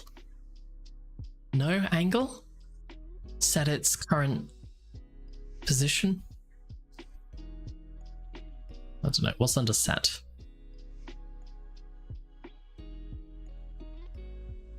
Set sprite? Okay, no. Movement.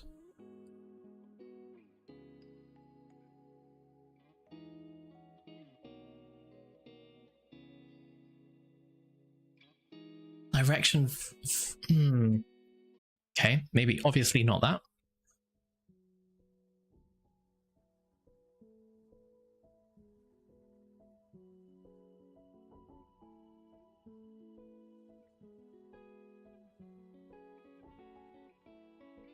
What would it be? I would have assumed that it's just when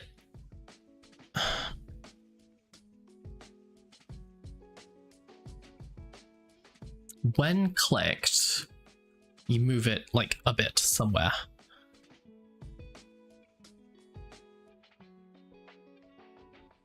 I don't know. Pass. It's also simple. Writing code is a puzzle that can be solved 1,000 ways.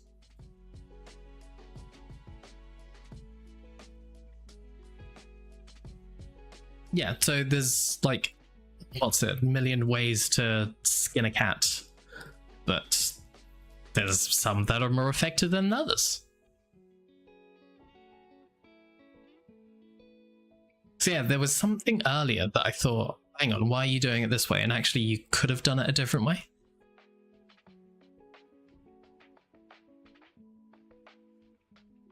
But there's me just assuming that I know it all. I don't. Well, I do know how to do that thing that I just did. But I don't know how to do this next bit. It's getting late. It's nearly 11:30 at night. So let's struggle on. in the button parent, you change its position slightly. Assign variable. Oh. Assign. I swear I even said assign at some point. So assign a variable to change its, yeah, its y-axis. Why are you not going there? Center? Push. Yeah, this wasn't working last time. What am I doing wrong? In the button parent, basic click effect is also simple. You just open the left pressed event in the button Left parent, pressed. you change its position slightly, and then set an alarm. And then in that alarm, you change it is also simple.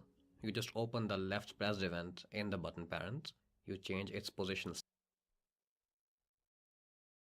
Why do you not want to go in there?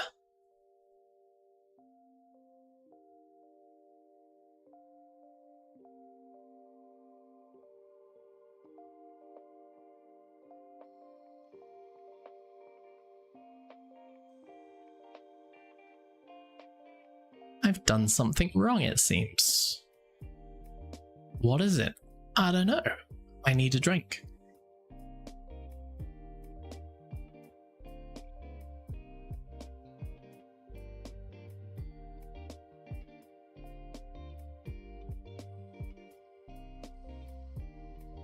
So I'm in parents for the object Slightly button and it parent. feels much better. Adding becomes transparent when you hover over it, and it feels much better. Adding a basic click effect is also simple. You just open the left pressed event in the button parent, you change its position slightly, and then set an alarm. And then in that alarm event, you reset its position to where it started, and this gives you a nice click effect to go with a fitting sound effect. Now a small problem Sound is that effects. you don't see this effect for the play button, because when you click on it, the room changes immediately, so you don't get to see the button move. A solution for this is Okay, so we're moving a bit too fast for our progress right now. I just don't know why I can't put this in.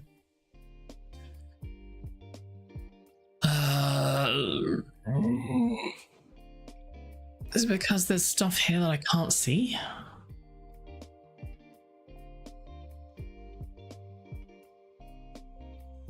What am I doing wrong? Why can't I add you? Why did it say cancel? Am I not in you? I thought I was in you.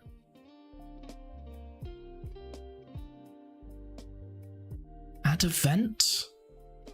No.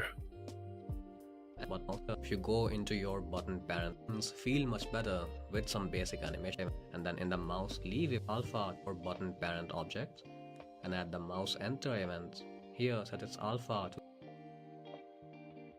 If I delete you and create a new one, does that remove anything from the other child objects? So add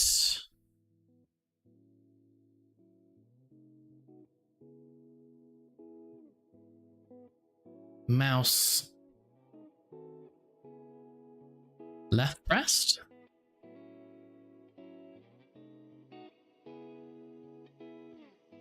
I don't understand. I don't know why that worked. I don't know why that worked and it didn't the other time. So maybe I could have done it the other ways that I was looking at. But let's do it the proper way. slightly, Or his proper way. the left pressed event in the button parent, you change its position slightly and then set an alarm, and then in that alarm event you reset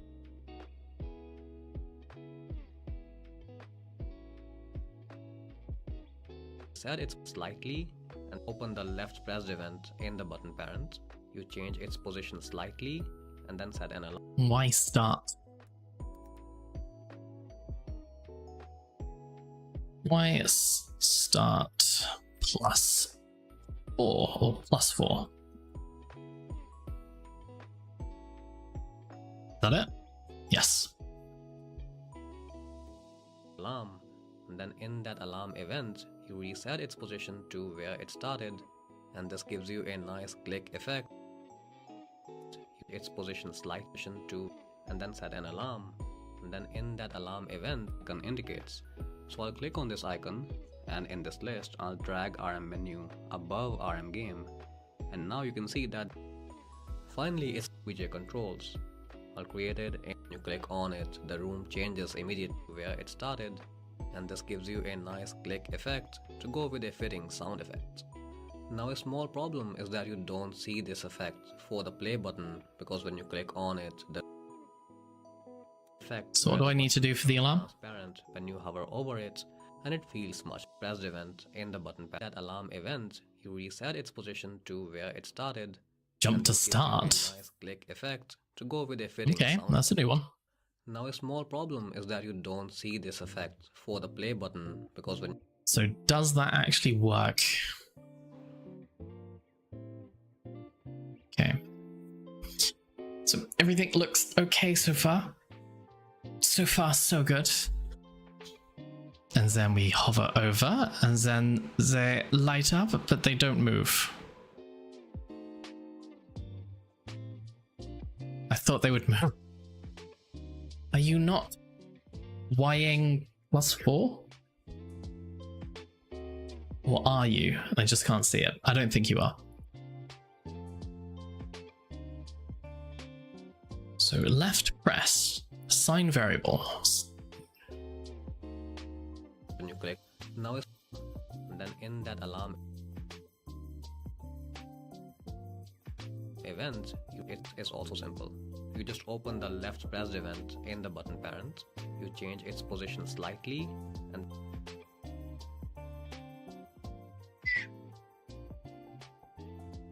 then set an alarm. And then in that alarm event, I've got the same thing. Why are you not working? position slightly, Why start +4? Why start +4? You're not relative. alarm. Alarm. Then in Again, not that relative. event, you reset its position to In where the it oh, maybe started. does these need to be in like a certain order as well? To go with a fitting Maybe. Maybe I need to create the alarm on slightly, the thing. open the left pressed event in the button parent. So left press. So if I go there and then An alarm. add In event that alarm event, you reset in that its alarm position event. to where it started. So This 0. gives you a nice click effect. Jump go to with a start. fitting sound effect. So does that work? I thought that just adding the event would have been enough. It's not gonna work, is it? It ain't gonna work, Captain.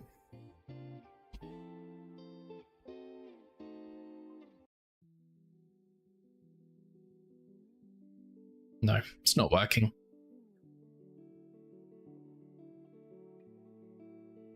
Or why? Or why? Give me the right one. Button.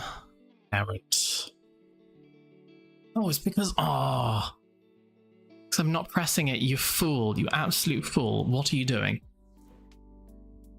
Stop being silly. It does work. You're hovering over expecting it to move, but it won't do that. Because that's what not what it was designed to do. So now, this should work. Yes, okay, cool. So that does work now.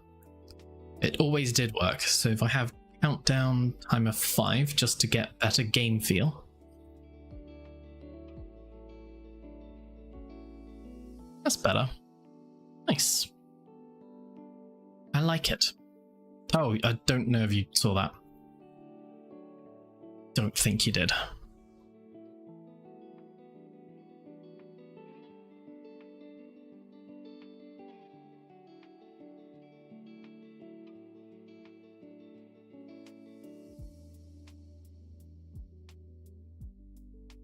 Yeah, so it moves slightly down. Nice. So if we wanted to, we could get it to be like... How would we do that? If we wanted it to go pew pew, we would assign another value of x just X will do. And then X start. I'd say +4 again. +4. And now it should move on both X and Y.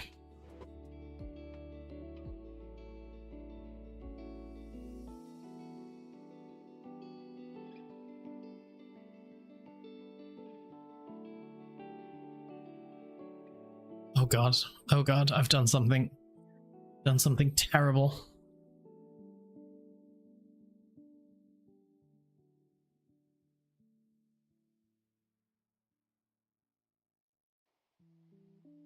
Cool. And we're back. So yeah, it goes like that. Nice.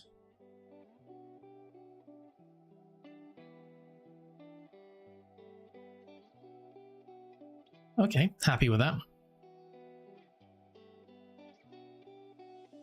Anything next? Now a small problem is that you don't see this effect for the play button, because when you click on it, the room changes immediately, so you don't So we're gonna have a delay in pressing the button and the room changing. get to see the button move. A solution for this is, instead of using the left pressed event to change the room, you instead inherit the alarm 0 event and change the room here. And then in the game, you click on it, you see the button move, and then the room changes. And that's your basic. I don't understand. I'm so sorry. What? Using the left, so you don't get to see the button move. A solution for this is, instead of using the left pressed event to change the room, you instead inherit the alarm 0 event and change the room here. And then in the game, Inherent the 0 alarm, which is set to 10. you click the is instead of using the, so you don't get to see the button move. A solution for this is, instead of using the left pressed event to change the room, you instead inherit the alarm 0 event and change the room here. And then in the game, you click on it, you see the button move, and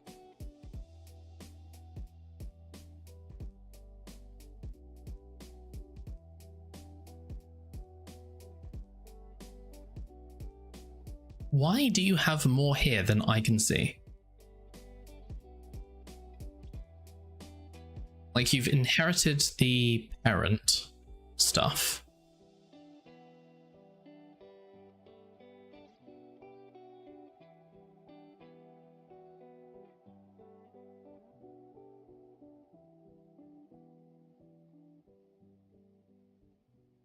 Why can you see that stuff?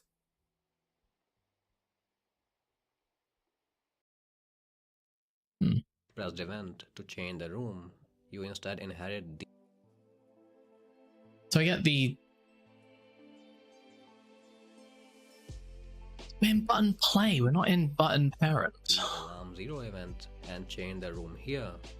And then in the game, you click on it, you see the button move, and then the room changes.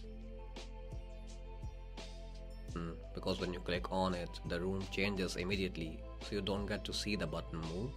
A solution for this is, instead of using the left pressed event to change the room, you instead inherit the alarm 0 event and change the room here. And then in the game, you click the alarm 0 event and change the room here. And then in the game, you click on it, you see the button move. Why is this bit just stumped me? A solution for this is, instead of using the left pressed event to change the room, you instead inherit... Oh, these things have come back. I swear they weren't there a second ago. They've come out of nowhere.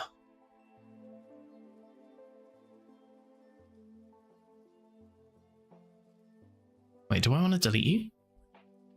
Just delete you. Oh, they just weren't there a second ago. Maybe there's some lag. And change the room here. And then in the game, you click on it, use some 0 event and change the room here.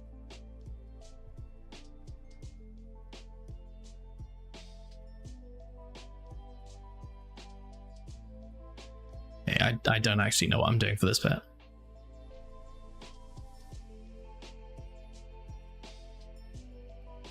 Cool parent event. it's happening again. I can't do it.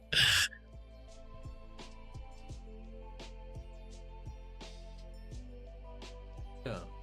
And then in the game, you click on it, you see the button move, and then the room changes. And that's your basic menu done. If you enjoyed this video, and then the room changes. Here, room. You instead, in action for this is instead of using the left pressed event to change the room, you instead inherit the alarm 0 Inherent event. event and change the room here. And then in the game, you click on it, you see the button move, and then the room changes. And that's your basic menu done. If you enjoyed this video, you might also like this other tutorial, so check that out and I'll see you there. Thank you, sir. Will this work? Is this the thing? He didn't say to delete the other version of it. So watch my game crash.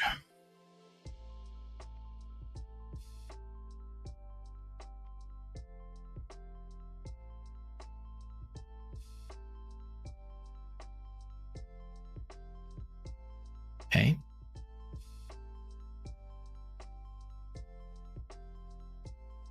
Doesn't work. Doesn't work. Something's wrong. So I probably do want to stop this going to room. Maybe I just want to delete this altogether. What's the purpose of it? Nothing. Is it? No. Yes. No. Yes. No. What? Huh?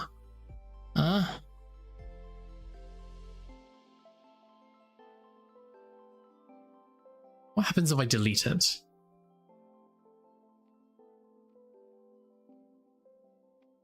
What if I delete you, go to room?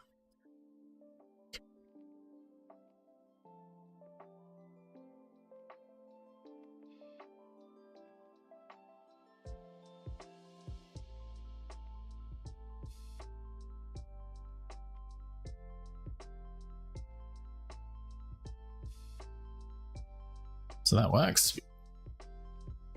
There we go. Cool. So that's everything.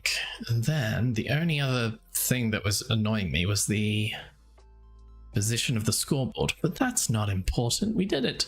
I swear you said this was about adding sounds as well. Didn't you say about adding sounds? I swear it was like in your thumbnail.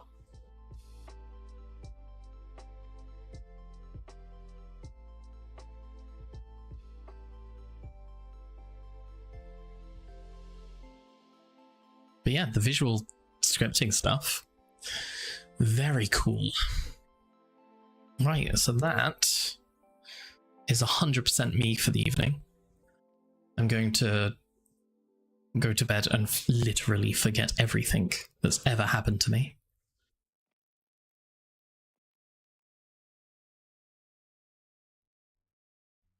So yeah, it's been swell. I will see you when I see ya. Whenever that might be.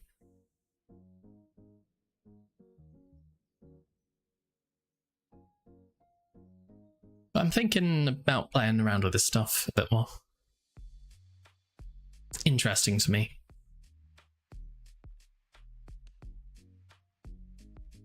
It's just forcing me to learn something. So I'm happy. Right, okay. So yeah, I'm off skis. Love your skis. I'll see you when I see your skis. And yeah, bye. Bye bye bye bye. Yawn yawn yawn yawn yawn. Hey, love you, bye bye bye.